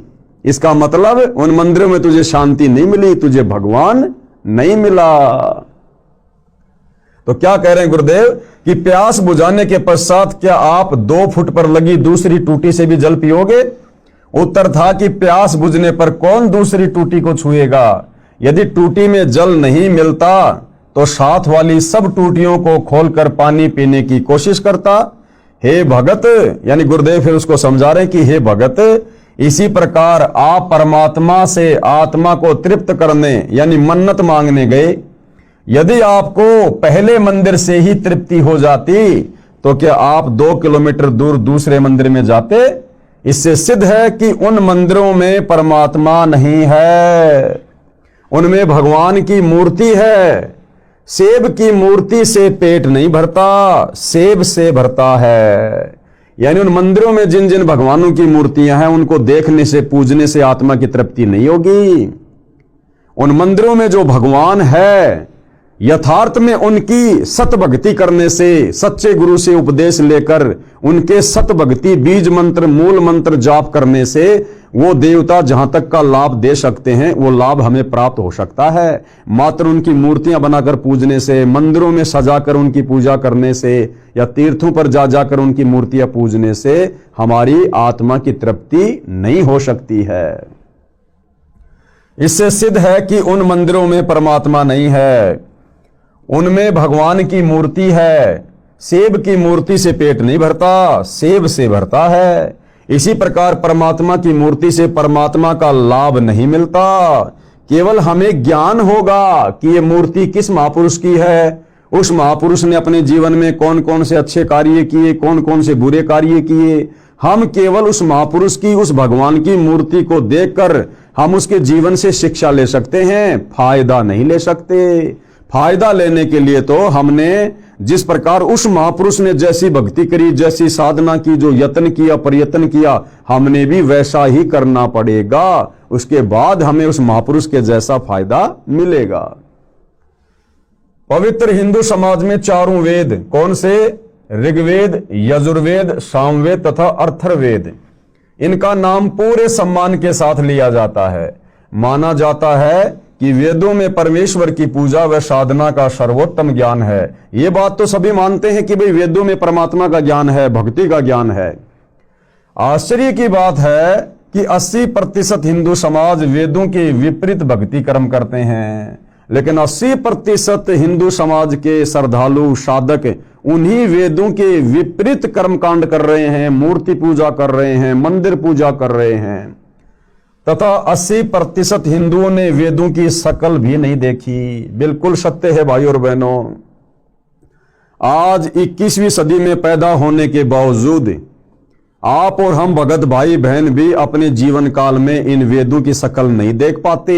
यदि सतगुरु रामपाल जी हमें अपनी शरण में लेकर इन सदग्रंथों से परिचित नहीं करवाते तो हम भी अपने पूर्वजों की तरह इसी प्रकार भेड़ चाल में चलते रहते। जैसा हमारे धर्मगुरु हमें बताते रहते, हम उन्हीं को सत्य मानकर आगे बढ़ते रहते और अंत में हमारी मुक्ति नहीं बल्कि दुर्गति का रास्ता खुला हुआ होता। अब गुरुदेव भगवान कह रहे हैं विशेष यानी ध्यान देने योग्य बातें। विशेष हिंदू समाज श्रीमद् भगवद गीता को चारों वेदों का सार तथा संक्षिप्त रूप मानते हैं, क्योंकि 4 वेद भाई और बहनों बहुत ही मोटे ग्रंथ हैं, आम आदमी उनको नहीं पढ़ सकता। इसलिए महर्षि वेद व्यास जी ने चारों वेदों का संक्षिप्त ज्ञान गीता में लिख कर छोड़ दिया, लिपिबद्ध कर दिया। तो ये बात तो समस्त हिंदू समाज के लोग मानते हैं, गुरुजन भी मानते हैं कि श्रीमद् भगवद गीता में चारों वेदों वाला ज्ञान संक्षिप्त रूप में है, यानी शॉर्ट में है। हिंदू समाज श्रीमद् भगवद गीता को चारों वेदों का सार तथा संक्षिप्त रूप मानते हैं। गीता में वेद ज्ञान निष्कर्ष रूप में संक्षेप में कहा है, यह भी निर्विरोध राय है, यानी इस बात को सब मानते हैं। किसी बाबा की मृत्यु के पश्चात उसके शरीर को धरती में गाड़कर उसके ऊपर यादगार रूप में मंडी यानी छोटा मंदिर बनाकर फिर उसकी धोख खाना यानी पूजा करना, मत्था टेकना शुरू कर देते हैं। अपने जनों की मृत्यु के पश्चात उनके लिए घर या खेत में पितृ स्थान बनाते हैं। 4-5 ईंटों को रखकर एक झोपड़ी रूप बनाकर उस पर ज्योति जलाना भी पूजा का हिस्सा माना जाता है। यह है मुख्य पूजा पवित्र हिंदू समाज की, यानी वर्तमान में ये पूजा रह गई हिंदू समाज की। जो अपने आप को कहते हैं हम सनातनी हैं, हम वैदिक हैं, हम वेदों के रास्ते पर चल रहे हैं, हमारे से सर्वश्रेष्ठ भक्ति किसी की नहीं है, ना ईसाइयों की, ना मुसलमानों की, ना सिखों की। तो गुरुदेव भगवान यहां हमें निष्कर्ष दे रहे हैं कि नालायकों, तुमने तो केवल वेदों की शकल देखी है, बाकी सारी साधना वेदों के और गीता जी के विरुद्ध कर रहे हो। यह है मुख्य पूजा पवित्र हिंदू समाज की। अब आगे किसी ने सवाल किया भाई और बहनों, जिसका जवाब पूज्य गुरुदेव भगवान देंगे। प्रश्न नंबर 1, हिंदू धर्म के पवित्र शास्त्रों की स्थिति क्या है? उत्तर दे रहे हैं गुरुदेव भगवान, चारों वेद परमात्मा दत्त हैं, प्रभु दत्त हैं, यानी परमात्मा के द्वारा दिया गया ज्ञान चारों वेदों में है। तथा श्रीमद् भगवद गीता चारों वेदों का संक्षिप्त रूप यानी सारांश है। इसलिए गीता भी प्रभु द्वारा दिया गया ज्ञान है, यानी जो ज्ञान वेदों वाला काल ब्रह्म ने दिया, वही ज्ञान गीता वाला काल ब्रह्म के द्वारा ही दिया गया है, क्योंकि गीता जी चारों वेदों का शॉर्ट रूप है, संक्षिप्त रूप है। प्रश्न 2, किस प्रभु के द्वारा चारों वेद प्रदान किए गए? उत्तर दे रहे हैं गुरुदेव, परम अक्षर ब्रह्म यानी सत्य पुरुष ने प्रदान किए। यानी सर्वप्रथम भाई और बहनों, ये वेदों का ज्ञान इस काल ब्रह्म को, ज्योति निरंजन को, ब्रह्मा विष्णु महेश के पिताजी को, दुर्गा के पति को, इस 21 ब्रह्मांड के राजा स्वामी भगवान, उसको कुछ भी को, काल ब्रह्म जिसने गीता का ज्ञान बोला, सर्वप्रथम ये सारे वेद, इन वेदों का ज्ञान उस परम अक्षर ब्रह्म ने, सत्य पुरुष ने, कबीर देव ने इस काल ब्रह्म को दिए थे। आगे चलकर भाई और बहनों, इस काल ब्रह्म ने जब उन वेदों को पढ़ा तो इसको पता चला कि इन वेदों में तो तेरी सारी पोल पट्टी खोल रखी है परमात्मा ने, कि तूने सतलोक में क्या क्या कुकर्म किया, क्यों तेरे को सतलोक से कबीर जी ने धक्के मारकर दुर्गा सहित और यहां नीचे 21 ब्रह्मांड में भेज दिया। ये सारी की सारी जानकारी उन वेदों में लिखी हुई थी, जो ज्ञान परमात्मा ने, परम अक्षर ब्रह्म ने, कबीर देव ने इस काल को, इस ब्रह्म को दिया। इस काल में डरते हुए भयभीत होकर कि अगर मेरे अधीन इन आत्माओं को, इन प्राणियों को यदि सच्चाई का पता चल गया कि मैं काल हूं, मैंने क्या कुकर्म किया था और मुझे प्रतिदिन 1,00,000 मानव शरीरधारी स्त्री पुरुषों के सूक्ष्म शरीर से निकली हुई गंध वासना खाने का श्राप लगा हुआ है, जिस कारण से मैं इन सबको मारता हूं और इनको जन्म देता हूं। अपने तीनों बेटों की मैंने ड्यूटी लगा रखी है, ब्रह्मा विष्णु महेश की। ब्रह्मा जी रजोगुण के कारण संतान उत्पत्ति करवाता है बाई फोर्स, आप और हमारे से, विषय वासना जागृत करवा के। उसके बाद विष्णु जी अपने सतोगुण के प्रभाव से हमें आपस में एक परिवार में बांध के रखता है, ये मेरा बेटा, ये मेरी बेटी, ये मेरी संपत्ति, ये मेरी कार, ये मेरी कोठी। और उसके बाद शंकर जी अपने तमोगुण के प्रभाव से किसी न किसी कारण से, लड़ाई में, झगड़े में, एक्सीडेंट में या बीमारी से, कोई भी कारण बनाकर हम जीव आत्माओं को मृत्यु प्रदान करके अपने पिता काल ब्रह्म के पास भेज देता है उसके भोजन के लिए। तो जब इस काल ब्रह्म ने उन वेदों वाला ज्ञान पढ़ा तो उसको लगा कि तेरी तो सारी पोल पट्टी खोल रखी है। तो भाई और बहनों, जो मुख्य ज्ञान था, जो इस काल की पोल पट्टी खोल रहा था, वो ज्ञान इस काल ब्रह्म ने भयभीत होकर नष्ट कर दिया। और बाकी का ज्ञान जो इस काल की पूजा तक का था, वो ज्ञान इसने अपने बड़े बेटे ब्रह्मा को समुद्र मंथन के दौरान दे दिया। और ब्रह्मा जी ने फिर वही ज्ञान आगे अपने वंशजों को दिया। आगे चलकर फिर उसी वेदों वाले ज्ञान को 4 भागों में श्री वेद व्यास जी ने पुस्तकों के रूप में, ग्रंथ के रूप में लिपिबद्ध कर दिया, जो आज आप और हमारे सामने है। तो गुरुदेव भगवान कह रहे हैं कि परम अक्षर ब्रह्म यानी सत्य पुरुष ने प्रदान किए थे ये वेद। प्रश्न नंबर 3, परम अक्षर ब्रह्म कौन भगवान है, यानी ये परम अक्षर ब्रह्म कौन प्रभु है और कहां इसका प्रमाण है? तो उत्तर दे रहे हैं गुरुदेव भगवान कि गीता अध्याय 8 श्लोक 1 में अर्जुन ने गीता ज्ञान देने वाले प्रभु हिंदुओं के अनुसार श्री कृष्ण जी से प्रश्न किया कि जो आपने गीता अध्याय 7 श्लोक 29 में तत्व ब्रह्म कहा है, वह तत्व ब्रह्म क्या है? किम तत्व ब्रह्म? तो गीता ज्ञान दाता ने, यानी गीता का ज्ञान देने वाले भगवान ने इस काल में, जिसको हिंदू भाई श्री कृष्ण जी कहते हैं, गीता ज्ञान दाता ने गीता अध्याय 8 श्लोक 3 में उत्तर दिया, कहा कि वह परम अक्षर ब्रह्म है, वो सत्य पुरुष है। फिर गीता अध्याय 8 के ही श्लोक 5 व 7 में अपनी भक्ति करने को अर्जुन से कहा तथा कहा कि जो मेरी भक्ति करेगा वह मुझे प्राप्त होगा। फिर गीता अध्याय 8 के श्लोक 8, 9, 10, 20 व 22 में अपने से अन्य परम अक्षर ब्रह्म की भक्ति करने को कहा है। यह भी कहा है कि वह सच्चिदानंद घन ब्रह्म यानी परम अक्षर ब्रह्म ही सर्वस्व धातारम यानी सबका धारण पोषण करने वाला है। जो साधक उसकी भक्ति करता है उसे प्राप्त होता है, यानी परम अक्षर ब्रह्म की साधना करके वो परम अक्षर ब्रह्म के लोक सतलोक में चला जाता है। पवित्र गीता ज्ञान वक्ता की भक्ति की उपलब्धि, यानी पवित्र गीता जी का ज्ञान जो इस काल ब्रह्म ने दिया है, हिंदू समाज जिसे श्री कृष्ण मानता है, कहते हैं इस काल ब्रह्म की भक्ति करने से, ओम नाम के जाप की भक्ति करने से उस साधक को क्या प्राप्त होगा, कौन से लोक में जाएगा, उसके बाद फिर जन्म और मरण में आएगा। तो पवित्र गीता ज्ञान वक्ता की भक्ति की उपलब्धि। फिर गीता अध्याय 8 श्लोक 13 में अपनी भक्ति का मंत्र केवल ओम एक अक्षर कहा है। मूल पाठ यानी गीता जी अध्याय 8 श्लोक नंबर 13 का ये श्लोक है, जिसमें गीता ज्ञान देने वाला ये काल, ये ब्रह्म अपनी भक्ति के मंत्र के विषय में कह रहा है। और क्या कह रहा है?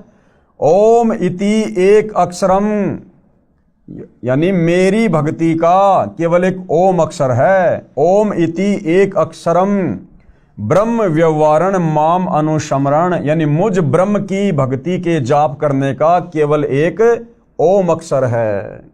ओम इति एक अक्षरम ब्रह्म व्यवहारन माम अनुस्मरण, ये परियाति तजन देहम शयाति परमाम गतम।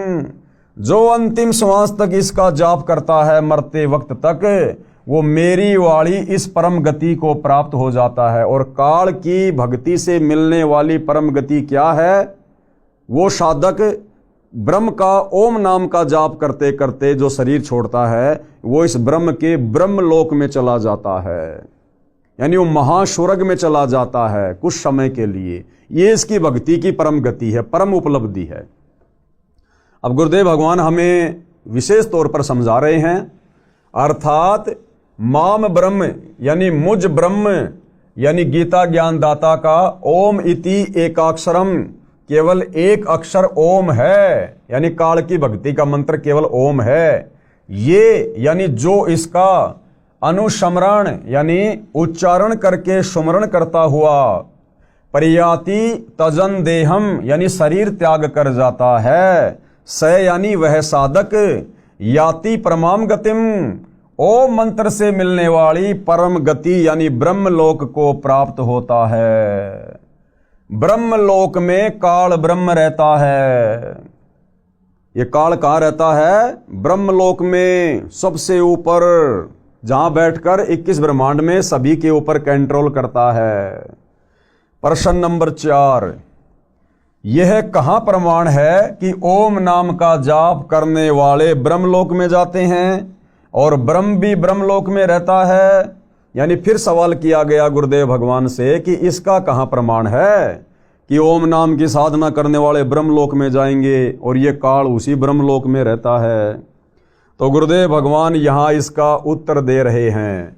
उत्तर श्री देवी महापुराण के 7वें स्कंद के अध्याय 36 में। भाई और बहनों, आप भाई बहनों की आंखें खोलने के लिए, विशेषकर हिंदू समाज से जुड़े हुए भाई बहन जो ज्ञानहीन धर्म गुरुओं के अनुयायी बने हुए हैं, शिष्य बने हुए हैं, जो शास्त्र विरुद्ध साधना को सत्य साधना मानकर अपना जीवन बर्बाद करने की दिशा में आगे बढ़ रहे हैं, उन समस्त हिंदू धर्म के श्रद्धालुओं से प्रार्थना है, सतगुरु रामपाल जी यानी ये तत्वदर्शी संत केवल अपने मुख से बाकी धर्म गुरुओं की तरह उआबाई नहीं बकते। कौन सी बात का कहाँ प्रमाण है?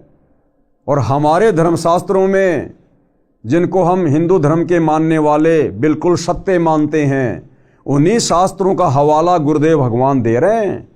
कौन सी पुस्तक है, किस अध्याय में है, कौन सा श्लोक है, और अगर ज्यों का त्यों लिखा हुआ मिल जाए तो भाई और बहनों, उन नकली धर्मगुरुओं को और उनके शास्त्र विरुद्ध अध्यात्म ज्ञान को छोड़ने में हमने तनिक भी देरी नहीं करनी चाहिए।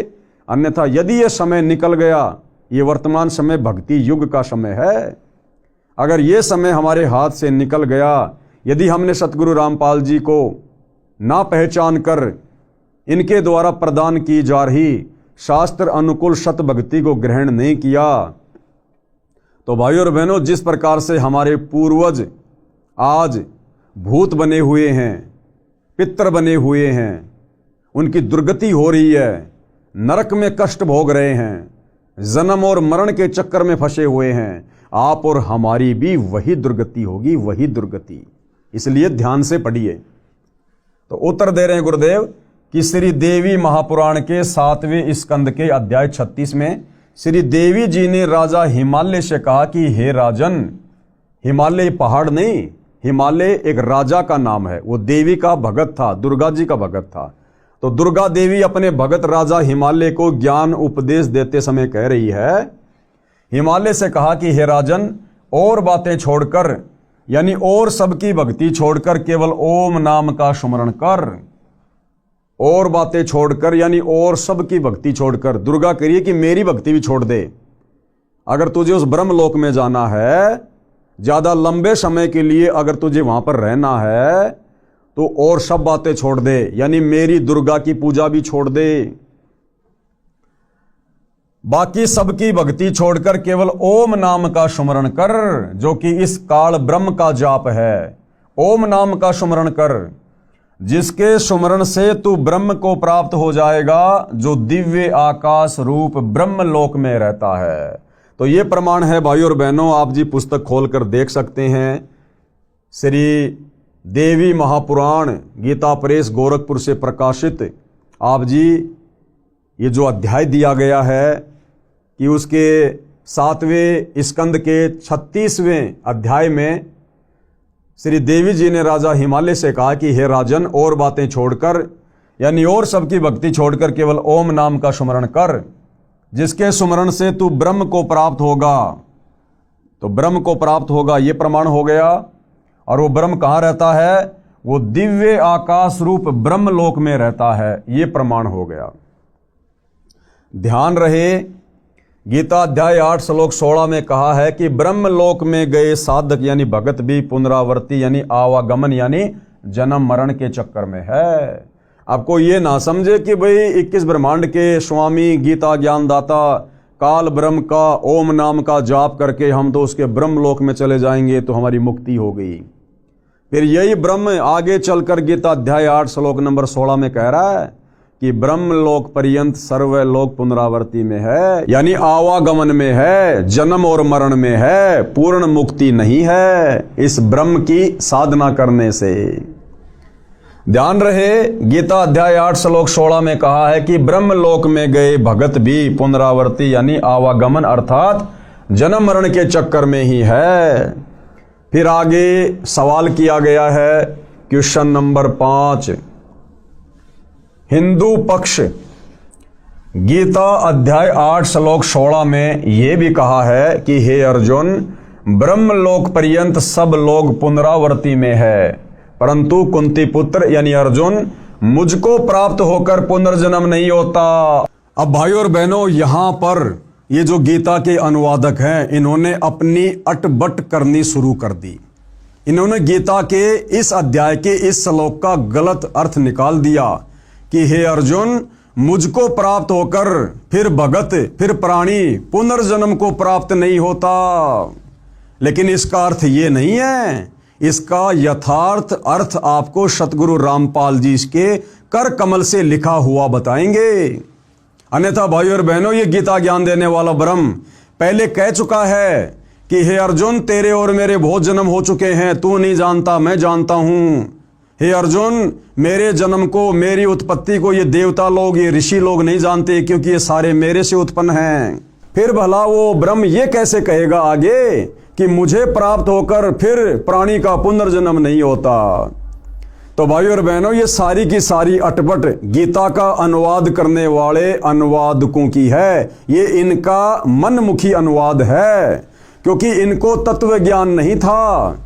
इनकी बुद्धि श्री कृष्ण से ऊपर नहीं जा रही थी। इन्होंने श्री कृष्ण जी को अर्थात श्री विष्णु जी को ही सुप्रीम गॉड मान रखा था, जिस कारण से ये लोग यथावत गीता जी का अनुवाद नहीं कर पाए। इसको हम फिर से पढ़ेंगे भाइयों और बहनों। प्रश्न 5, हिंदू पक्ष गीता अध्याय 8 श्लोक 16 में यह भी कहा है कि हे अर्जुन, ब्रह्म लोक पर्यंत सब लोग पुनरावर्ती में है, यानी जन्म मरण में है, आवागमन में है, परंतु कुंती पुत्र मुझको प्राप्त होकर पुनर्जन्म नहीं होता।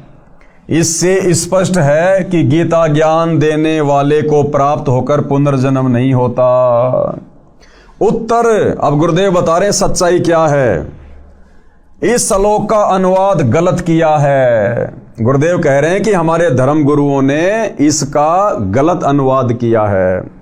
विचार करो, गीता के ज्ञान देने वाले ने गीता अध्याय 8 श्लोक 13 में अपनी भक्ति का केवल एक ओम अक्षर बताया है। श्री देवी महापुराण के 7वें स्कंद में स्पष्ट है कि ओम नाम का जाप करने वाला ब्रह्मलोक में जाता है, ब्रह्म को प्राप्त होता है, ब्रह्मलोक में रहता है।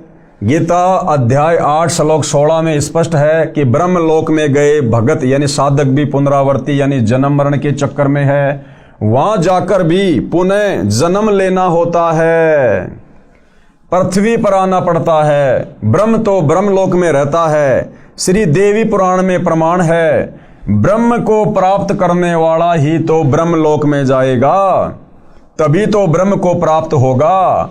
गीता अध्याय 8 श्लोक 16 में यही कहा है कि ब्रह्मलोक में जाने वाले भी जन्म मृत्यु के चक्कर में है। यदि गीता अध्याय 8 श्लोक 13 के मूल पाठ को ध्यान से देखें तो उसमें कहा है माम ब्रह्म यानी मुझ ब्रह्म का केवल एक ओम अक्षर है। मेरे से अन्य अनुवादकों ने, कौन कह रहे हैं? सतगुरु रामपाल जी, कि मेरे से अन्य अनुवादकों ने गीता अध्याय 8 श्लोक 16 का अनुवाद ठीक नहीं किया है। दास यानी लेखक सतगुरु रामपाल जी ने ठीक किया है, जो आगे किया हुआ है, यानी आगे हम देखेंगे। यदि अन्य अनुवादकों का सरलार्थ गीता अध्याय 8 श्लोक 16 का ठीक माने कि मुझे प्राप्त होकर पुनर्जन्म नहीं होता, यानी बाकी जितने भी गीता जी के अनुवादक हैं जो गीता अध्याय 8 श्लोक नंबर 16 का गलत अनुवाद कर रहे हैं कि हे अर्जुन, मेरे ब्रह्मलोक में जाने के बाद फिर जन्म और मृत्यु नहीं होती, तो गुरुदेव भगवान कह रहे हैं यदि हम इन अनुवादकों के इस अनुवाद को यदि हम सत्य माने तो फिर गीता जी के बाकी अध्याय फिर उनका क्या होगा? फिर वो झूठे साबित हो जाएंगे। क्यों? क्योंकि ये गीता ज्ञान देने वाला काल ब्रह्म पहले कह चुका है। क्या?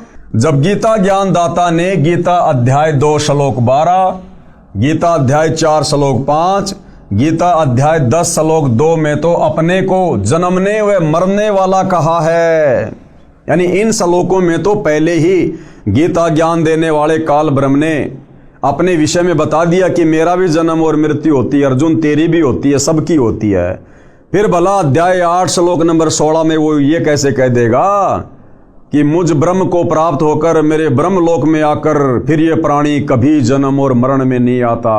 तो भाइयों और बहनों, ये अनुवादकों ने उनको तत्व ज्ञान ना होने के कारण, इन धर्म ग्रंथों की वास्तविक स्थिति का ज्ञान ना होने के कारण इन लोगों ने इस ब्रह्म को ही फाइनल गॉड मान लिया, फाइनल परमात्मा मान लिया, और इनकी बुद्धि इससे आगे नहीं गई और इन्होंने यही अपनी तरफ से अनुवाद कर दिया कि मुझ ब्रह्म को प्राप्त होकर फिर प्राणी जन्म और मरण में नहीं आता, जबकि गीता जी में खुद ये गीता ज्ञान देने वाला ब्रह्म गीता अध्याय 2 श्लोक 12, गीता अध्याय 4 श्लोक 5 और गीता अध्याय 10 श्लोक 2 में स्पष्ट कर रहा है कि मेरे जन्म और मृत्यु होती है। अर्जुन तू नहीं जानता, मैं जानता हूं। गीता ज्ञान दाता ने अपनी साधना का एक ओम अक्षर बताया है, तो वह ब्रह्म हुआ, यानी ओम इति एक अक्षर माम ब्रह्म अनुस्मरण, क्योंकि ओम नाम जाप तो ब्रह्म का है। जब वह स्वयं ही जन्मता मरता है तो गीता ज्ञान देने वाला ये नहीं कह सकता कि मुझे प्राप्त होकर पुनर्जन्म नहीं होता। गीता अध्याय 8 श्लोक 16 का अन्य अनुवादकों ने अनुवाद गलत किया है। इसी कारण से तो भाइयों और बहनों ये बिजली पड़ी हुई है। इस सनातनी पूजा को त्याग कर इन ज्ञानहीन धर्म गुरुओं के कहने पर हमने ये आधी अधूरी साधना ग्रहण कर ली, जिस कारण सतगुरु रामपाल जी को अब ये सत्य बताने के मार्ग में संघर्ष करना पड़ रहा है। गीता ज्ञानदाता ने स्वयं गीता के कई श्लोकों में अपना जन्म व मृत्यु बताया है। अविनाशी परमात्मा अपने से अन्य बताया है। मैं लेखक यानी सतगुरु रामपाल जी यही स्पष्ट करना चाहता हूं कि हमारे हिंदू धर्म गुरुओं ने अपने पवित्र ग्रंथों गीता, चारों वेदों, महाभारत तथा 18 पुराणों को नहीं समझा। अगर ये हमारे नादान धर्म गुरु आचार्य शंकराचार्य, आदि शंकराचार्य, अगर ये हमारे हिंदू धर्म के इन पवित्र ग्रंथों को, गीता जी को, 18 पुराणों को, वेदों को यदि अच्छे से समझ पाते तो आज भाइयों और बहनों इस प्रकार के गलत अनुवाद ना करते और ना ही इस हिंदू समाज को शास्त्र विरुद्ध साधना पर लगाते। कृपया पढ़ें मेरा अनुवाद गीता अध्याय 8 श्लोक 16 का। अब सतगुरु रामपाल जी परमेश्वर जी ने अर्थात उस तत्वदर्शी संत ने गीता अध्याय 8 श्लोक 16 का यथार्थ अनुवाद किया है। जिस तत्वदर्शी संत के विषय में गीता ज्ञान देने वाला काल ब्रह्म गीता अध्याय 4 श्लोक नंबर 34 में कह रहा कि हे अर्जुन, अगर तुझे कंप्लीट अध्यात्म की जानकारी चाहिए, अगर तुझे पूर्ण शांति चाहिए, मोक्ष प्राप्त करना है तो किसी तत्वदर्शी संत की खोज कर ले। तो भाइयों और बहनों, वो तत्वदर्शी संत वर्तमान में सतगुरु रामपाल जी है जो हमारे को यथार्थ अध्यात्म की जानकारी दे रहे हैं। और अब सतगुरु रामपाल जी ने गीता अध्याय 8 श्लोक नंबर 16 का यथार्थ अनुवाद करके इस पुस्तक के माध्यम से हिंदू समाज के सामने पेश किया है। केवल धैर्यपूर्वक निष्पक्ष होकर इसको समझने की आवश्यकता है। गीता अध्याय 8 श्लोक 16 का यथार्थ अनुवाद, हे अर्जुन, ब्रह्मलोक पर्यंत सब लोक पुनरावर्तीन यानी पुनरावर्ती में है, आवागमन में है, जन्म मरण में है, यानी जहां जाकर भी पीछे संसार में आना पड़े। पुनरावर्ती का मतलब है जहां जाने के बाद वापस संसार में आना पड़े। ऐसे है तू, परंतु कौनते, हे कुंती पुत्र, न विदते, जो ये नहीं जानते। न विदते का मतलब है जो ये नहीं जानते। क्या नहीं जानते? कि मेरे ब्रह्मलोक में जाने के बाद भी साधक को वापस आना पड़ता है। न विदते, जो यह नहीं जानते, माम उपेते, मुझे प्राप्त होकर भी उनका पुनर्जन्म होता है।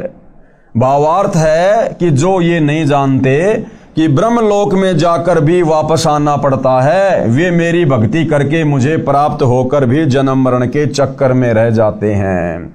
ये है भाई और बहनों गीता अध्याय 8 श्लोक नंबर 16 का यथार्थ अनुवाद, जिसके अभाव में नादान हिंदू समाज ने इस काल ब्रह्म को ही सर्वश्रेष्ठ परमात्मा मान लिया और ये सोचकर कि ओम नाम के जाप से हमारी मुक्ति हो जाएगी, जन्म मरण से छुटकारा मिल जाएगा। लेकिन भाई और बहनों, जन्म मरण से छुटकारा इस काल से ऊपर जो सर्वश्रेष्ठ परमात्मा है, उत्तम पुरुषतु अन्य परमात्मा इति उधारते, उस परम अक्षर ब्रह्म की भक्ति करनी पड़ेगी।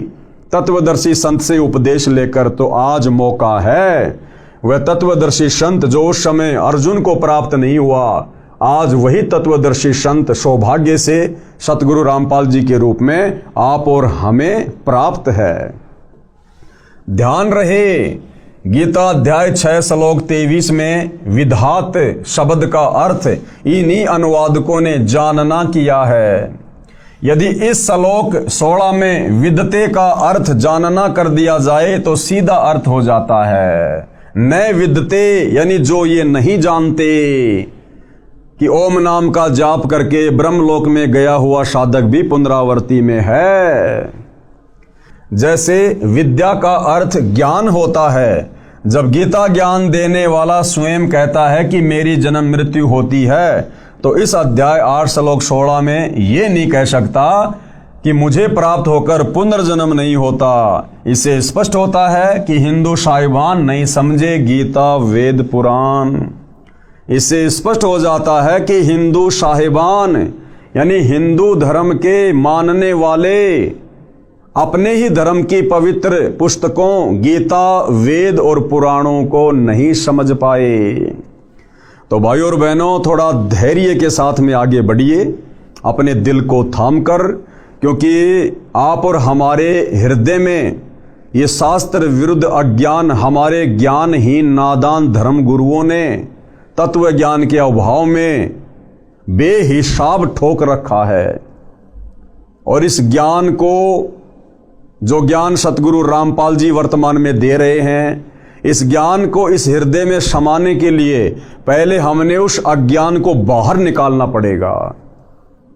और इसके दो ही तरीके हैं। पहला तरीका गुरुदेव ने बताया कि जिस प्रकार एक खारे जल से भरा हुआ मटका है, और यदि हमने उस खारे जल से भरे हुए मटके से वो खारा जल बाहर निकालना है और उसमें मीठा जल भरना है, तो उसके दो ही तरीके हैं। सबसे पहला तरीका तो ये है कि उस मटके को पूरी तरह से खाली कर दिया जाए और उसके बाद मीठा जल भरा जाए। और दूसरा तरीका है उस खारे जल में ऊपर से मीठा जल डालते रहो, कुछ देर बाद खारा जल निकल जाएगा, केवल मीठा जल रह जाएगा। तो भाई और बहनों, यदि आप सतगुरु रामपाल जी परमेश्वर जी पर विश्वास करते हैं तो आपने उस अज्ञान को बिल्कुल नजरअंदाज कर देना चाहिए। उस अज्ञान को आपने अपने हृदय से बाहर निकाल फेंकना चाहिए। और सतगुरु रामपाल जी के सत्संग, उनकी पुस्तकें बड़े धैर्यपूर्वक ध्यानपूर्वक सुननी चाहिए, देखनी चाहिए, पढ़नी चाहिए। या दूसरा तरीका यह है कि अपने दिल को थामकर निष्पक्ष होकर धैर्यपूर्वक सतगुरु रामपाल जी के सत ज्ञान को धीरे धीरे सुनते रहिए। सुनते रहने से, क्योंकि आत्मा को सच्चाई स्वीकार्य है। ये मन जो है ये बकवाद को ग्रहण करता है, झूठ को ग्रहण करता है, लेकिन आत्मा ये परमात्मा का अंश है। जब इसको सत्यता मिलेगी, ये धीरे धीरे उसको स्वीकार करेगी। तो आप धीरे धीरे उनके सत्संग यूट्यूब पर भी सुनते रहिए, मौका मिले उनकी पुस्तकें भी पढ़ते रहिए। तो धीरे धीरे सतज्ञान जब हृदय में उतरेगा तो पहले से जमा अज्ञान धीरे धीरे बाहर निकलना शुरू हो जाएगा, और एक दिन ऐसा होगा आपकी स्थिति भी हम भाई बहनों जैसी हो जाएगी। आप भी अपने परमपिता परमेश्वर को, कबीर देव को, परम अक्षर ब्रह्म को, जो वर्तमान में तत्वदर्शी संत की भूमिका करते हुए सतगुरु रामपाल जी के नाम से धरती पर प्रकट हैं, बड़ी आसानी से आप इनको पहचानोगे, जानोगे और अपनी आत्म कल्याण की दिशा में आप और हमारी तरह आगे बढ़ोगे। तो भाई और बहनों, पूज्य गुरुदेव भगवान के आशीर्वाद से आज की सात संगति में केवल इतना ही। कल रात्रि 9 बजे फिर से हम सभी भाई बहन परमेश्वर हमें आगे क्या संदेशा दे रहे हैं इस पवित्र पुस्तक हिंदू साहिबान नहीं समझे गीता वेद पुराण जानेंगे, समझेंगे। तो आज के लिए केवल इतना ही। परमेश्वर हम सबको आशीर्वाद दे, आज्ञा दे, हमारा मार्गदर्शन करे। बंदी छोड़ सतगुरु रामपाल जी भगवान की जय हो।